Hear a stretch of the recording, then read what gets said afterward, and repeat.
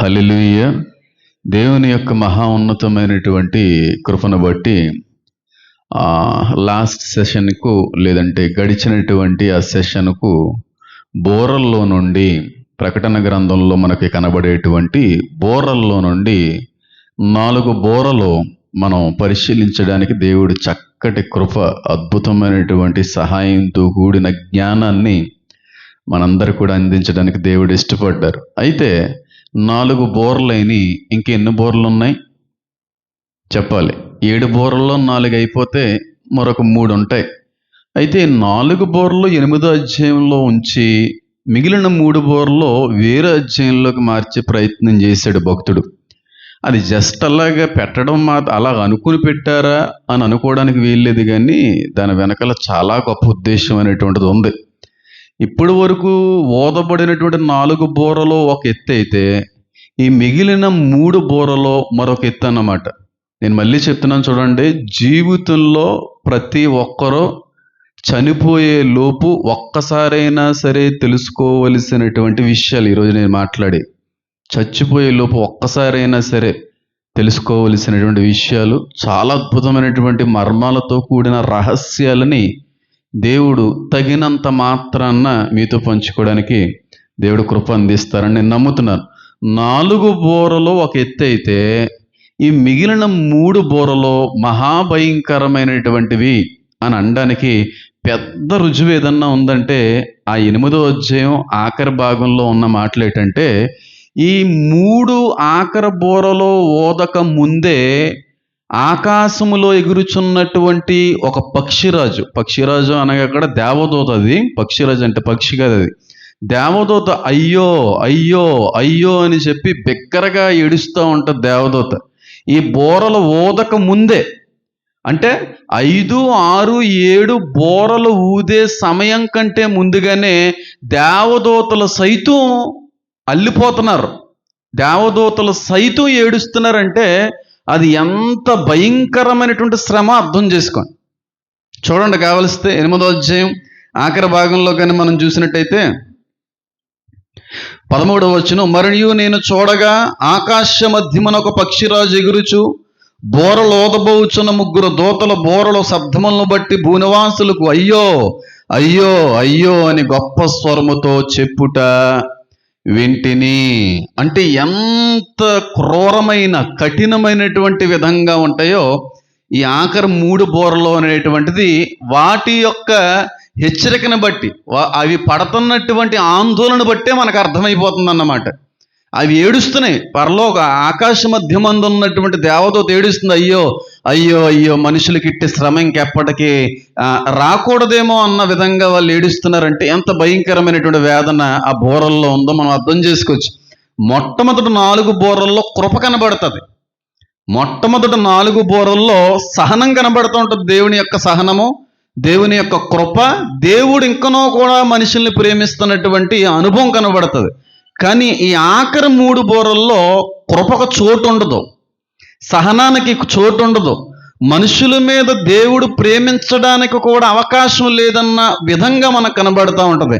అంత భయానకంగా కనబడుతుంది ఆ మిగిలిన 3 బోరలు. ఇవి ఆఖరి రోజుల్లో, అంటే శ్రమలు 1335 రోజుల్లో కనబడేటువంటి శ్రమలు అన్నమాట. ఇవి 1290 రోజుల్లో కనబడేటువంటివి కాదు, ఇవి 1335 రోజుల్లో ఎదురయ్యేటువంటి మహాభయంకరమైనటువంటి ఉగ్రత దినాలన్నమాట. కాబట్టి దేవదూతలే ఏడుస్తున్నాయంటే, దేవదూతలే ఈ బోర ఓదకుండా అంత గగ్గోలు పడుతున్నాయంటే, గుండెలు బాదుకుంటున్నాయంటే ఏముంది అసలు 5వ బోరలో? 5వ బోర అంత భయానకమైనదా? అంత భయక్రాంతులను చేసేటువంటి విషయం ఏదన్నా ఉందంటే ఖచ్చితంగా ఉందనే వాక్యం సెలవిస్తూ ఉంది. ఏంటి 5వ బోర అంటే, ప్రకటన గ్రంథము 9వ అధ్యాయము 1వ వచనం నుండి నేను చదివే ప్రయత్నం చేస్తాను.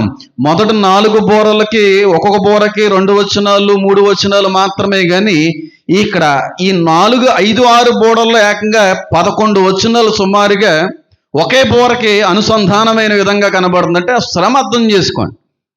శ్రమ ఎంత భయంకరమైన మొత్తంలో ఉంటుంది అనేది మనకు అర్థమైపోతా ఉంది. కాబట్టి 9వ ప్రకటన గ్రంథము 1వ వచనం నుంచి నేను చదివే ప్రయత్నం చేస్తున్నాను. 5వ దూత బోర ఊదినప్పుడు ఆకాశము నుండి భూమి మీద రాలిన ఒక నక్షత్రమును చూచితిని. అగాధము యొక్క తాళపు చెవి అతనికి ఇయ్యబడును. అతడు అగాధము తెరవగా పెద్ద కొలుములో నుండి లేచు పొగ వంటి పొగ ఆ అగాధములో నుండి లేచెను. ఆ అగాధములోని పొగ చేత సూర్యుని వాయుమండలమును చీకటి కమ్మెను అనే మాట కనబడుతూ ఉంది. ఆకాశము నుంచి ఊడిపడినటువంటి ఒక నక్షత్రం కనబడుతుంది. భూమి మీద రాలిపోయింది నక్షత్రం. ఆ నక్షత్రమునకు తాళపు చెవి ఇవ్వబడింది. ఏమివ్వబడింది? తాళం అనేటువంటిది ఇవ్వబడింది. ఎవరికి? నక్షత్రానికి అనే మాట చాలా క్లియర్గా అక్కడ రాయబడుతుంది. అగాధము యొక్క తాళపు చెవి అతనికి ఇయ్యబడెను. నక్షత్రాన్ని అతడు అని పిలవగలం మనం.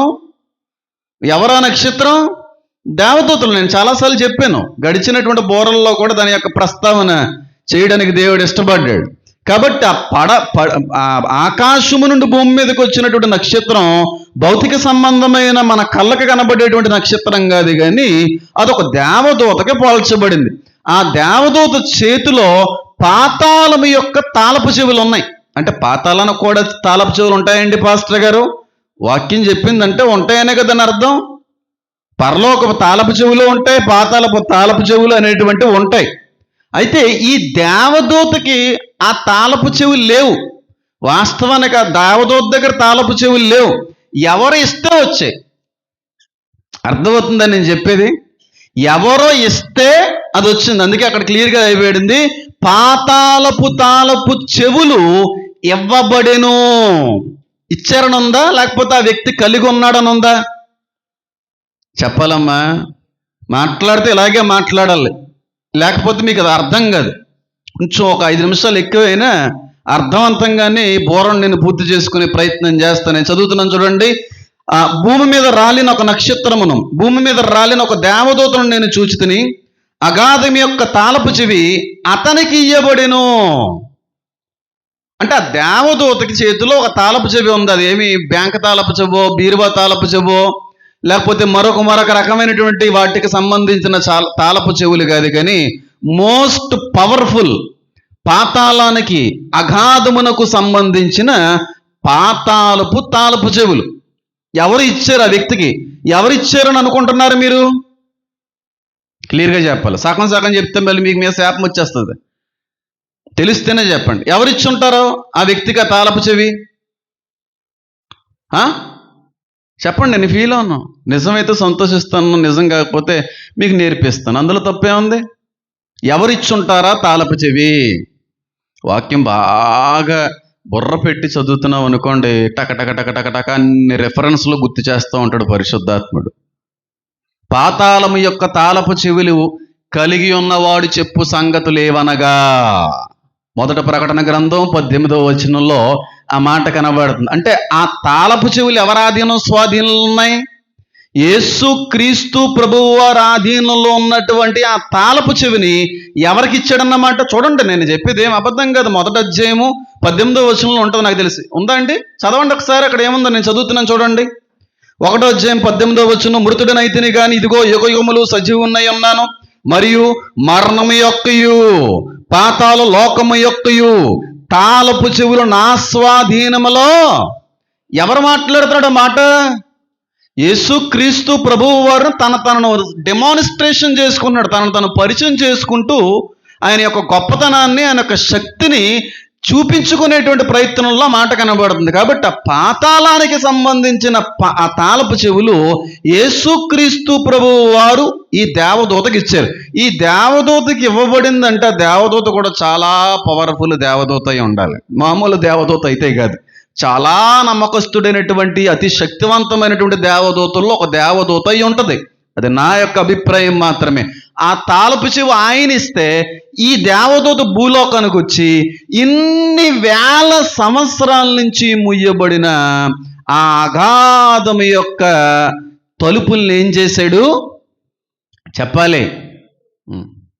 చాలామందికి ఒక రకమైన అనుమానం, లేకపోతే అది ఏంటో నాకైతే తెలియదు, కానీ ఇప్పటికి మీరు చాలాసార్లు ఈ విషయాన్ని వినే ఉంటారు. కొత్తగా ఏం చెప్పేది కాదు, కానీ యేసుక్రీస్తు ప్రభువారు మరణించి తిరిగి 3వ దినాన్న ఆయన పునరుద్ధానుడయ్యాడు.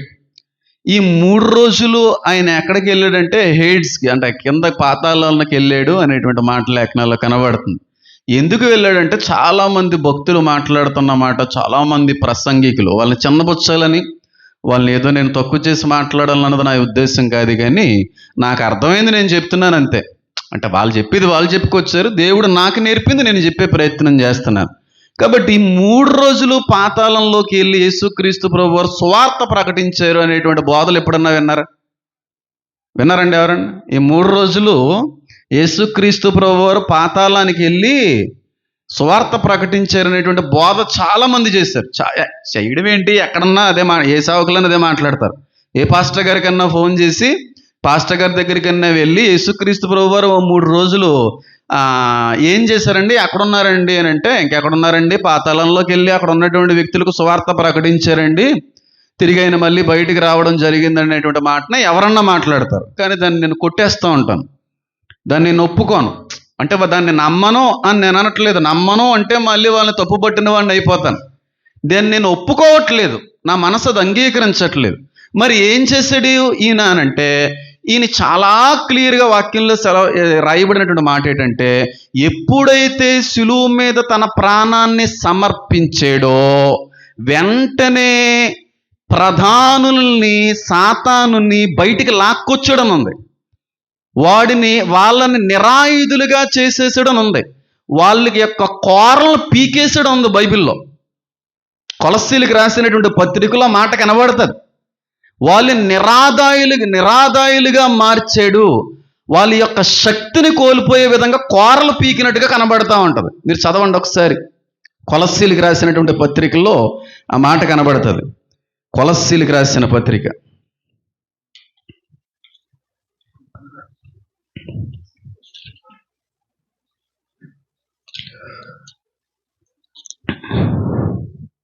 2వ అధ్యాయం 15వ వచనం. మరియు అపరాధముల వలన, ఇది కదలే అదంతా చదువుదామా? సరే, 15వ అధ్యాయం 2వ అధ్యాయము 15వ వచనం. మరియు అపరాధముల వలనను శరీరమందు సున్నత పొందకుండుట వలనను మీరు మృతులై ఉండగా దేవుడు వ్రాతరూపకమైన ఆజ్ఞల వలన మన మీద రుణముగాను మనకు విరోధముగాను ఉండిన పత్రమును మేకులతో సిలువకు కొట్టి, పెద్ద టాపిక్ ఇది, మాట్లాడుకుంటే చాలా పెద్ద టాపిక్, జస్ట్ టచ్ చేస్తున్నా. సిలువకు కొట్టి దాని మీద చేవ్రాతను తుడిచివేసి, దాని మీద ఆల్రెడీ అప్పటికే చేవ్రాత రాయబడి ఉంది, దాన్ని తుడిచేశాడు. చేరాతను తుడిచివేసి మనకు అడ్డము లేకుండా దాన్ని ఎత్తివేసి మన అపరాధములన్నిటిని క్షమించి ఆయనతో కూడా మిమ్మల్ని జీవింపజేశాను. ఆయన ప్రధానులను, అధికారులను నిరాయుధులుగా చేసి సిలువ చేత జయోత్సాహముతో వారిని పట్టి తెచ్చి బాహాటముగా వేడుకకు కనుపరిచెను. ఎప్పుడైతే యేసుక్రీస్తు ప్రభువు వారు సిలువ మీద తన ప్రాణాన్ని సమర్పించాడో జయోత్సాహం జరిగింది. అది మనుషులకు కనబడేది కాదు, మానవుని యొక్క కంటికి సంబంధించింది కాదు, కనబడేది కాదు. అదంతా కూడా ఆత్మలోకానికి, స్పిరిచువల్ లోకానికి సంబంధించింది. అంటే ఎవరైతే ఇప్పటి వరకు మాకు అడ్డు లేదు, తిరిగిలేదు, మాకు మించిన వారు లేరని అనుకున్నారో అట్టి వారందరినీ కోరలు పట్టుకుని బయటకు వచ్చి సంబరం చేశాడంటే ఆయన సిలువతో జయోత్సాహము చేయించాడు. వాళ్ళు నిరాదాయులుగా చేసేసాడు. అందుకే వాక్యంలో ఉన్న మాట ఏంటంటే, ఓ మరణమా నీ ముళ్ళు ఎక్కడ? ఎందుకంటే ముళ్ళుని ఏం చేశాడైనా, ఈ కోరను ఏం చేశాడైనా విరగొట్టాడు. ఎవడు చచ్చిపోయినా నరకానికే వెళ్ళాలి, ఎవడు చచ్చినా నరకానికే వెళ్ళాలి. ఆ కోరని, ఎవరిని చచ్చినా నరకానికి పంపించేటువంటి ఆ విషపు కోరని పూర్తిగా తులిమేశాడు ఆయన. ఇంకా చచ్చిన నరకానికి వెళ్ళడానికి లేదు. ఇక్కడి నుంచి చనిపోయినా నిత్య జీవానికి వెళ్ళే మార్గాలను చేశాడు ఆయన. నిరాదాయులుగా చేశాడు. పావుకి కోరలు లేవనుకో, అదేనా చేయగలదామంది? కోరలు పీకేశాడు సాతానుగాడు కోరల్ని. ఏ కోరలతో అయితే ఆదాముని అవ్వని మోసగించిందో, ఏ కోరలతో యావత్ సమాజం అంతటినీ కూడా నరకాన్ని పంపించే ప్రయత్నంలో వాడు సఫలమయ్యాడని అనుకున్నాడో, ఆ మరణం అనే కోరని పీకేసి పట్టుకొని లాక్కుని వచ్చి బయటికి జయోత్సాహముతో ఊరేగించాడంట వాళ్ళందరినీ. దేవదూతల సమక్షంలో, పరలోక పరిశుద్ధుల సమక్షంలో బయటికి లాగేసి సిగ్గు తీసేశాడు సాతాన్ని 3 రోజులైన. అర్థమవుతుందా? ఆయన మామూలుడు కాదండి. ఆయన గొర్రె గొర్రె గొర్రె అని మనలోనూ అంటున్నాడు. ఆయన గొర్రె కాదు. సిలువ యాగానికి ముందు గొర్రె, సిలువ తర్వాత గొర్రె కాస్త సింహం అయిపోయింది. అంత రోషము కలిగిన దేవుడైన. అందుకే ఆయనకున్న పేరు రాజులకు రాజు, ప్రభువులకు ప్రభువు అయిన. వెళ్ళాడు అక్కడికి. ఎప్పుడైతే సిలువ మీద చేయవలసినటువంటి యాగాన్ని జరిపించాడో సాతానుగా విర్రవీగిపోతున్నాడు అన్నమాట. అప్పుడు వరకు ఏమన్నాడంటే, ఎవరైనా దొమ్మున్న ఏ ఒక్కడన్నా ఉంటే ఇదిగో ఎక్కడున్న తాళపు చెవి తీసుకుని వెళ్ళంటారా, లైఫ్ టైం సెటిల్మెంట్ అన్నాడు సాతాన్. ఎవడైనా మగోడు ఎవడన్నా ఉంటే ఇదిగో తాళం ఇక్కడ పెడుతున్నాడు నరకంలో. ఈ నరకం నుంచి ఎవరినైనా తప్పించగలిగే దమ్మున్న మగోడు ఎవడన్నా వస్తే ఫస్ట్ వచ్చే తాళపు చెవును ముట్టండ్రా అంటే, దమ్మున్నవాడు ఉన్నాడ్రా అని చనిపోయి ఆ నరకానికి వెళ్ళి అంతమంది దయ్యాల ముందు, దురాత్మల ముందు తాళపు చెవిని తీసుకుని వచ్చిన శక్తిమంతుడు నా దేవుడు. అంత శక్తిమంతుడైన లైఫ్ టైం సెటిల్మెంట్ అన్నాడు. సవాల్ ఇసురుతాడు సృష్టికి సాతాను. సవాల్ ఇసిరి దమ్మున్న ఒక్కడు ఎవడైనా ఉంటే వచ్చే తాళపు చెవిని తీయండి, ఆ ద్వారాన్ని తీయగలిగేటువంటి ఆ తాళాన్ని ముట్టండి అంటే ఎవరు ముట్టలేదు. అయ్యి బాబాయ్ మా వల్ల కాదని చెప్పి ఆయన వెళ్ళి వాళ్ళందరి సమక్షంలో తాళాన్ని పట్టుకుని వచ్చిన దేవుడైన. అందుకే పాతాళం యొక్క తాళపు చెవులు నా స్వాధీనములోకి తెచ్చుకున్న దేవుడైన. ఆయనకుంది అధికారం. ఎవరినైనా అందులోకి పంపించాలన్నా, దానిలో నుంచి తప్పించాలన్నా పూర్తి అధికారం ఒకప్పుడు సాతాను గడికి ఉండేది. కానీ ఇప్పుడు అధికారం ఎవరు సంపాదించేశారు? అది ఆ మర్మం. అది ఆ మర్మం. అది వాస్తవ సత్యం, సర్వసత్యం. అది మామూలు సత్యం కూడా కాదు. అది లైఫ్ టైం సెటిల్మెంట్ అన్నాడండి సైతానుగాడు. యావ సృష్టికి సవాళ్ళు ఇసిరాడు. పరలోకంలో ఉన్నటువంటి పరిశుద్ధులకు, దేవదూతలకి సవాలు. ఎవ్వరు వెళ్ళలేపారు. అందుకే ప్రకటన గ్రంథంలో ఉంటది, ఎవరైనా ఈ గ్రంథాన్ని విప్పగలిగే యోగ్యుడు ఉన్నాడా అంటే వాళ్ళ తలలన్నీ దించబడతాయి. నేనున్నానా అని వచ్చే గ్రంథాన్ని పట్టుకుని తెరిచిన శక్తిమంతుడు యేసయ్య. అంత శక్తిమంతుడు. అలాంటి దేవుని ఆరాధిస్తున్నాం మనం. ఇంకెంత శక్తి ఉంటుందో మనం ఎంతో అర్థం చేసుకోండి. నరకంలోకి వెళ్ళి, పాతాళంలోకి వెళ్ళిపోయి తెచ్చేసారండి తాళాన్ని బయటికి. ఎవరో ఆపలేకపోయారు. పైగా ఎవరైతే అక్కడ ఆపుదాం అనుకుని వాళ్ళందరినీ బయటికి లాక్కొచ్చి వీధిలో నిలవబెట్టి బట్టలన్నీ ఓడగొట్టి సిగ్గు తీసేసాడు యేసయ్య అపవాదిగాడిని. అప్పటి వరకు కోరలో ఉన్న, ఇప్పుడు కోరలు లేని పామోడు ఏం చేయలేడు. మరణం మీద వాడికి అధికారం లేదు. ఒకప్పుడు అధికారం వాడుకుండేది. మరణము మీదనో పాతాళ లోకము మీదనో అన్నాడు. అందుకే 1:18 ఉందా లేదా? అంత శక్తి, పూర్తి అధికారం ఇస్తాడు డాడీ అతనికి, కొడుక్కి. మామూలు అధికారం ఇవ్వడు. పూర్తి రాజ్యం ఆయన చేతికి అప్పచెప్పేశాడు. అంత నమ్మకంగా వ్యవహరిస్తాడు కుమారుడు. అది విషయం. అంతేగాని సువార్త ప్రకటించడానికి వెళ్ళాడు, లేకపోతే అక్కడ బాప్తీసాలు ఇచ్చారన్నారు కనుక అక్కడ బాప్తీసాలు ఏముండవు. అక్కడ మారు మనసుకి తోవలేదు. పళ్ళు కొరుకుకొనుట మాత్రమే ఉంటుందని ఉంది వాక్యంలో. తెలిస్తే మాట్లాడాలి, తెలియకపోతే నోరు మూసుకొని ఉండాలంటారు ప్రకాష్ గంట్లే గారు. అందుకని చనిపోయిన చాలా మంది సేవకులు స్పందించలేదు, నచ్చలేదు ఆయన అంటే. తెలిస్తే మాట్లాడాలి, తెలియకపోతే మూసుకొని ఉండాలి. ప్రవీణ్ పగడాల గారు చనిపోయినప్పుడు కూడా నేనంత భావోద్వేగాలకు గురి అవ్వలేదు. కానీ ఏదో నా కుటుంబానికి సంబంధించిన మనిషి కూలిపోయాడు అన్నంత బాధలో ఈ 2 రోజుల్లో ఉన్నాను. నేను చాలా బాధపడుతున్నాను,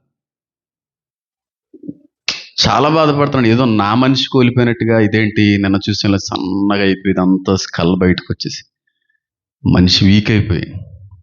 చాలా అనుభవాలు ఉన్నాయండి ఆయనతో. నేను అన్నీ మాట్లాడుకోలేదు, చాలా విషయాలు మాట్లాడేవాడు ఆయన. ఫోన్లో నాతో మాట్లాడిన సందర్భాలు లెక్కలేనన్ని.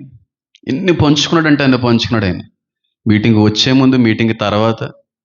మీటింగ్ వచ్చే ముందు అయితే ఇంకా అసలు ఆయన రావడం ఏంటండి మీ దగ్గరికి అన్నారు చాలామంది. వాళ్ళు రారండి, ఆయన దొరకరండి, అది ఎక్కడ వద్దండి బాబు.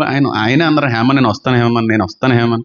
ఆయన రిక్వెస్ట్ చేసి వేరే డేట్స్ నేను బుక్ చేసుకుంటే మళ్ళీ ఫోన్ చేసి నేను వస్తాను ఏదో రకంగా అని చెప్పి మళ్ళీ అంటే కాదని లేక చాలా మాటలు, ఎన్ని మాటలు మాట్లాడుకున్నామంటే ఆయన మాటలు మాట్లాడుకున్నాం. నీ చెప్పలు చేసుకోవచ్చా, నేను ఎన్ని చాలా విషయాలు మాట్లాడుకున్నాం. తక్కువ సందర్భమే, తర్వాత రోజుల్లో కూడా తక్కువే మాట్లాడుకున్నాం, కానీ చాలా లాస్, పెద్ద లాస్. గంటలు గారు పోవడం, అందులో నాకు బాగా దగ్గరైన ఫ్యామిలీ ఫ్రెండ్స్ చుట్టాలు, వాళ్ళని కూడా అడిగితే ఎవరు హేమన్ సంథింగ్ ఇది అంటే పారస్వామికి రా అది ఇది అని చెప్పి మనకు తెలుసు. అది చెప్పి చాలా మంచి అభిమానం మనం అంటే. అంత బేగా ఏ చర్చ్ పిలిచినా వెళ్ళరు ఆయన. తాతయ్య గారిని బట్టి, సాక్ష్యాన్ని బట్టి అన్ని. తర్వాత నాకు అంకుల్ చెప్తే కొంతమంది వరకు నేను విన్నాను. కాబట్టి తెలిస్తేనే మాట్లాడాలి వాక్యం అనేటువంటిది తెలిస్తేనే బోధించాలి, తెలియకపోతే బోధించకూడదు. శాపగ్రస్తులు అయిపోతారని ఉంది వాక్యంలో. మరణము యొక్కయు పాతాళ లోకము యొక్కయు తాళపు చెవులు ఎవరి ఆధీనంలో ఉన్నాయి? యేసుక్రీస్తు ప్రభువు వారి ఆధీనంలో. వెంటనే ఆ తాళపు చెవిని ఎవరికి ఇచ్చారండి చెప్పాలి? దేవదూతకి ఇచ్చారు. దేవదూత గారు ఎక్కడికి వచ్చారండి? ఆకాశము నుండి ఊడిపడి మూయబడినటువంటి అగాధము యొక్క తాళపు చెవులు ఆయన స్వాధీనంలో ఉన్నావు గనుక ఆ అగాధము తెరవగా పెద్ద కొలిమి వంటి ఒక పెద్ద పొగ ఆకాశం మట్టుకు పూర్తిగా మూసేసినట్టుగా కనబడుతుంది. అంటే ఎన్ని వేల సంవత్సరాల నుంచి ఆ తలుపు ముయ్యబడి ఉన్నదో అర్థం చేసుకోండి. ఎన్ని వేల సంవత్సరాల నుంచి తలుపు ముయ్యబడి ఉన్నదో. బెస్ట్ ఎగ్జాంపుల్ చెప్తాను. ఒక 5 నిమిషాలు లేట్ అయినా, మళ్ళీ చెప్తున్నాను, జీవితంలో ఇలాంటి సందేశం మీరు విని ఉండరు. ఇలాంటి చాలా చెప్పుకొని వచ్చాను అనుకోండి. ఇది నాకు చాలా ఇష్టం ఈ సందేశం అనేది. ఎందుకంటే దేవుడు కూర్చోబెట్టి నేర్పించాడు దాని యొక్క మర్మాన్ని. కూర్చోబెట్టి అంత క్లియర్గా ఉంటుంది ఈ విషయంలో. నేను ఇప్పుడు పాడుబడిపోయినటువంటి ఇల్లు ఉంది. ఒక 20-30 సంవత్సరాల నుంచి ఆ ఇంటి తలుపులు ఎవరు తీయట్లేదు. ఒక 30 సంవత్సరాల తర్వాత నువ్వు వెళ్ళి ఆ తాళం వేసినటువంటి తలుపుని ఒక్కసారి తీసావనుకో, ఏమొస్తుంది ఫస్ట్ బయటికి?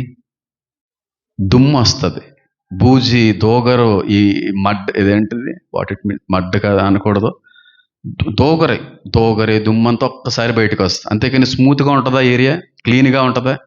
అంటే 30 సంవత్సరాల నుంచి మూయబడినటువంటి ఒక తలుపును తీస్తేనే ఒక్కసారి దోగరంతా, దుమ్మంతా ఇలా మీదకు వస్తుంది. కానీ ఈ అగాధం యొక్క ద్వారాలో కొన్ని వేల సంవత్సరాల నుంచి మూయబడ్డాయి. కొన్ని వేలాది లక్షలాది సంవత్సరాల నుంచి కూడా మూయబడి ఉండొచ్చు అని అంటాను. అన్ని లక్షల సంవత్సరాల నుంచి మూయబడిన అగాధ తలుపులు తీసినంటనే పెద్ద పొగ ఎక్కడి వరకు వెళ్ళిందంటే, అక్కడ చూడండి, లేచు ఆ తెరవగా పెద్ద కొలుములో నుండి లేచి పొగ వంటి పొగ అగాధములో నుండి లేచిన అగాధములోని పొగ చేత సూర్యుడిని వాయుమండలమును చీకటి కమ్మెను. కొలుములో నుండి లేచిన పొగ వంటిది అంటే అక్కడ కింద ఏముందని అర్థం?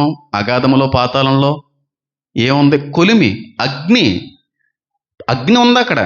పాతాళంలో ఏమీ మంచు లేదు, నీళ్ళు లేవు అక్కడ. అగ్నితో మండుతుంటారు అక్కడ. నరకం వేరుండే, మళ్ళీ చెప్తున్నాను నేను. నరకం వేరు, పాతాళ లోకం వేరు. నరకంలోకి వెళ్ళాలి అంటే పాతాళంలో ఫస్ట్లో నువ్వు ఉండాలి. అక్కడి నుంచి తర్వాత వేయబడేటువంటిది అది నరకం అనేది. దాన్ని మండుచున్న అగ్నిగుండము అన్నాడు యేసయ్య. బ్రతికుండగానే ఈ అంత్యక్రీస్తుని, క్రీస్తు విరోధిని, ముద్రించబడిన వ్యక్తుల్ని డైరెక్ట్ నరకంలో వేస్తాడు. పాతాళం లేడు, మండుచున్న అగ్నిగుండంలో వేస్తాడు. మళ్ళీ పాతాళంలో వేసి మళ్ళీ తీసి అందులో వేసేది ఏమి ఉండదు.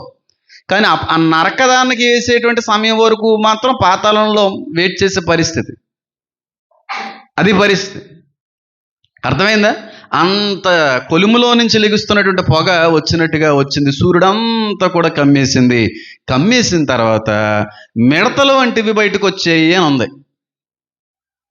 చూడండి అక్కడ. ఆ అగాధముల పొగ చేత సూర్యుని వాయుమండలము చీకటికినను, ఆ పొగలో నుండి మిడతలు భూమి మీదకి వచ్చెను. భూమిలో ఉండు తేళ్లకు బలం ఉన్నట్టు వాటికి బలం ఇయ్యబడిను, మరియు నొసలు యందు దేవుని ముద్ర లేని మనుష్యులకే తప్ప, అంటే ఆ శ్రమకాలంలో దేవుని ఏర్పాటులో లేని వ్యక్తులకి తప్ప భూమిపైన ఉన్న గడ్డికైనను, ఏ మొక్కలకైనను, మరి ఏ వృక్షమునకైనా హాని కలిగి చేయకూడదని వాటికి ఆజ్ఞేయబడను. ఎప్పుడైతే అగాధము యొక్క ద్వారం తెరవబడిందో భూమిలో ఉన్నట్టు అగాధములో ఉన్న మిడతలు బయటకు వచ్చినాయి. దీని గురించి ఎంతమంది విన్నారు? మిడతల గురించి ప్రతి క్రైస్తవుడికి తెలిసిందే. మిడతలు వస్తాయంట శ్రమకాలంలో. ఆ ఉగ్రత కాలంలో భూమిలో నుంచి భయంకరమైనటువంటి మిడతల లోకం బయటకు వస్తుందంట. వాటికి తేళ్ళు తోకల వంటి తోకలు ఉంటాయంట. అవి కొడతాయంట. కుట్టిన మనిషి చనిపోవడంట అనేటువంటి విషయం క్రైస్తవ లోకంలో తెలియని వారంటూ ఎవరు ఉండరు. ఉంటారా? ఎవరు ఉండరు. చిన్న వయసులో బాల్యము నుండే మా అమ్మమ్మ గారు నాకు ఈ విషయం చెప్పేవారు. ఒరే బాబు ఇలారా అనేది కూర్చునేవాడిని ఆవిడ దగ్గర. ఆవిడే ఎక్కువ నాతో మాట్లాడేది. మా ఇంట్లో ఎక్కువగా నాతో సంబంధం సహవాసం కలిగి ఉన్నది ఏదన్నా ఎవరన్నా ఉన్నారంటే తాతయ్య గారి కంటే అమ్మమ్మ గారి. ఎన్నో విషయాలు నేర్పింది ఆవిడ. నీకు విషయం తెలుసా? ఒకరోజు ఈ భూమిలో నుంచి మిడతలు వస్తారా బయటికి, ఆ మిడతలకి తేళ్ళు వంటి తోకలు ఉంటారా, ఇవన్నీ నేను చిన్నప్పటి నుంచి బాగా చెప్పేసింది ఏటో ఒక రకమైనటువంటి ఒక ఇంట్రెస్ట్ అనేది ఏర్పడిపోయింది నాకు. ఒక కథలకండ్రా, వాక్యం మీద ఫోకస్ పెట్టండి. పూర్తి ఇంట్రెస్ట్ అనేటువంటిది వాక్యం దీని మీద నేను పెట్టేయడం చిన్నప్పటి నుంచి నేర్పేసింది అమ్మమ్మ. మిడతలు వస్తాయి, మిడతలకి తేలు తోకలు వంటి తోకలు ఉంటాయి, అవి కొడతాయి, 5 నెలలు కొడతాయి, కానీ మనుషులు చనిపోర్రా అనేటువంటి విషయాన్ని అమ్మమ్మ గారు చెప్పడము, తాతయ్య గారు చెప్పడము, చాలామంది సేవకులు చెప్పడం, అనేక చోట్ల చదవడం అనేది నాతో పాటుగా మీ అందరికీ తెలిసిందే. కానీ అందరూ అనుకుంటున్నట్టుగా అవి మిడతలు కావు. అది ఒక తప్పుడు బోధ అని అనడం కూడా నాకు ఇష్టం లేదు. నేను మళ్ళీ చెప్తున్నాను, ఆ మిడతలు నిజమైనటువంటి మిడతలని, వాటికి తేళ్ళు తోకలు వంటి తోకలు ఉంటాయని, సింహపు కూరలు వంటి కూరలు ఉంటాయని, మనుషులు శిరోజాల వంటి శిరోజాలు ఉంటాయని, వాటికి రెక్కలు ఉంటాయని, ఇదంతా కూడా పూర్తిగా ఒక తప్పుడు బోధ. తప్పుడు బోధ అనేటువంటి మాటను ఉపయోగించడానికి కూడా నా మనసాక్షి ఒప్పుకోవట్లేదు, కానీ తప్పట్లేదు. అది కరెక్ట్ కాదు. మిడతలు ఏమీ బయటికి రావు, వాటికి ఏమీ తోకలు ఉండవు, అవి ఏమీ సింహపు కూరల వలె ఉండవు. మరి ఏంటయ్యి? ఆ అగాధములో బంధించబడినటువంటివి మిడతలతో పోల్చబడినవి ఏంటి అని అంటే అవి ఏమీ కాదు కానీ దయ్యాలు. దయ్యాలే, మిడత కాదు, ఇంకోటి కాదు అది. కానీ ఇప్పటి వరకు మిడతలనే కదా ఏ క్రైస్తవుడైనా నమ్మేది, మిడతనే కదా అంటారు. అంటారు నిజం చెప్పండి. నేను అలాగే అనుకునేవాడిని, కానీ రే అది కాదన్నా కూర్చోను. ఎప్పుడైతే ఆయన సన్నిధిలో మోకరిల్లేనో, ఆయన సన్నిధిలో ఒక చంటి పిల్లవాడి వలె, పసి బాలుడి వల్లే దీనుడై కూర్చోవడం మొదలుపెట్టినో చాలా నేర్పించాడు పరిశుద్ధాత్మ తండ్రి. ప్రతిదీ ఇంచుమించుకి ప్రకటన గ్రంథాన్ని 5 పుస్తకాలు రాసుకున్నాను 5 సందర్భాల్లో దేవుడు మాట్లాడినప్పుడు. ఆ భాష, ఆ రాత నాకు తప్ప ఎవరికీ అర్థం కాదు. ప్రపంచంలో ఎవరిని తీసుకుని వచ్చా చదవమని అర్థం చేసుకోలేడు. డాక్టర్ గారి కంటే భయంకరంగా ఉంటుంది ఆ రాత.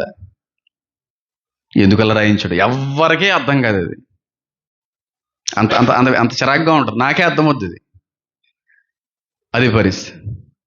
కాబట్టి ఇవి మిడతలు అనుకుంటున్నటువంటి ఒక అభిప్రాయంలో కానీ మీరుంటే అది పూర్తిగా అవాస్తవం. అది పచ్చి అబద్ధం. అది మిడతలు కాదవి.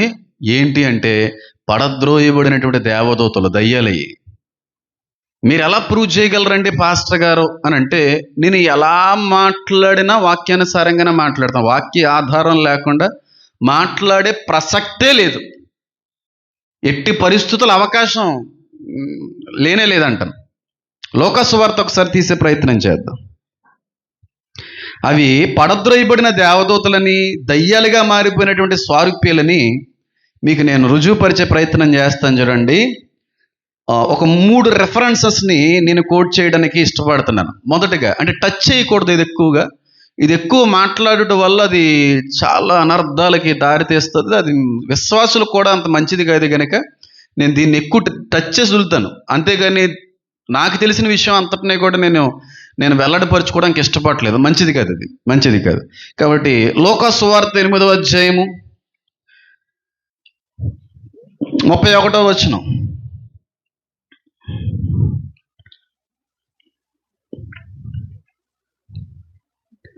అక్కడ రాయబడిన మాట చూడండి. యేసు అక్కడ తెలుసు కదా, గెరసీలు ప్రాంతంలో పిచ్చిపట్టినటువంటి దయ్యాలతో నింపబడినటువంటి సమాధుల మీద తిరుగుతున్నటువంటి చైన్స్ చేత బంధించబడినటువంటి వ్యక్తిని యేసుక్రీస్తు ప్రభు వారు ముట్టారు, స్వస్థపరిచారు. వాడిలో ఉన్న దురాత్మలన్నీ పోయినాయి.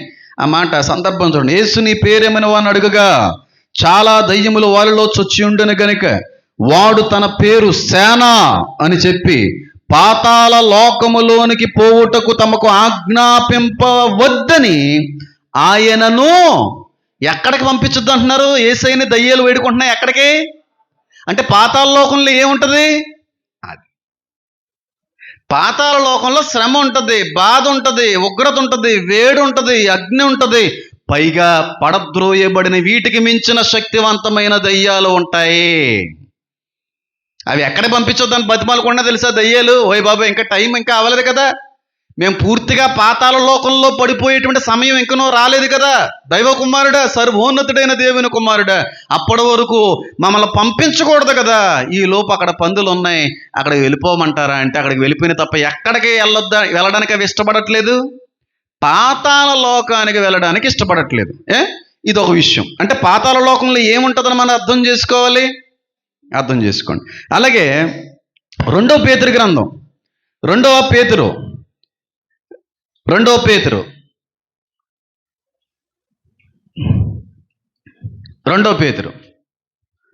2 అధ్యాయము, 2 పేతురు 2 అధ్యాయము 4వ వచనం చదువుతున్నాను, జాగ్రత్తగా గమనించండి.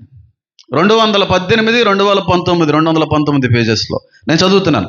దేవదూతలు పాపము చేసినప్పుడు దేవుడు వారిని విడిచిపెట్టక పాతాళ లోకమందలి కటిక చీకటి గల బిలములోనికి త్రోసి తీర్పుకు కావలి ఉంచబడుటకు వారిని ఏం చేశాడు అంటే, ఎప్పుడైతే దేవదూతలు తప్పు చేసాయో వాటిని దేవుడు కనికరించలేదు, కానీ వాటిని బంధించి ఎక్కడ ఉంచాడు అంటుంది బైబిల్.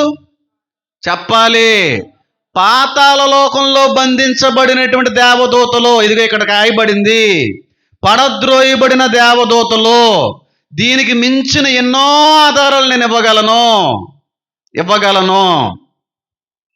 పాతాళ లోకములో ఇన్ని యుగాల నుండి, ఇన్ని వేల లక్షలాది సంవత్సరాల నుంచి ఆ అగాధము యొక్క ద్వారాన్ని మూయడంలో కారణం ఏంటంటే, ఆ పాతాళ లోకంలో ఎవరున్నారు?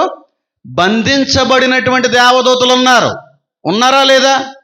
వాక్యం సెలవిస్తుందా లేదా? నేను చదువుతున్నా, మళ్ళీ చూడండి. దేవదూతలు పాపము చేసినప్పుడు దేవుడు వారిని విడిచిపెట్టక పాతాళ లోకమందలి కటికి చీకటి గల బిలములోనికి త్రోసి తీర్పుకు కావలి ఉంచబడుటకు వాటిని అప్పగించెను. ఇప్పుడు యోధా గ్రంథం దగ్గరికి వస్తాం. యోధా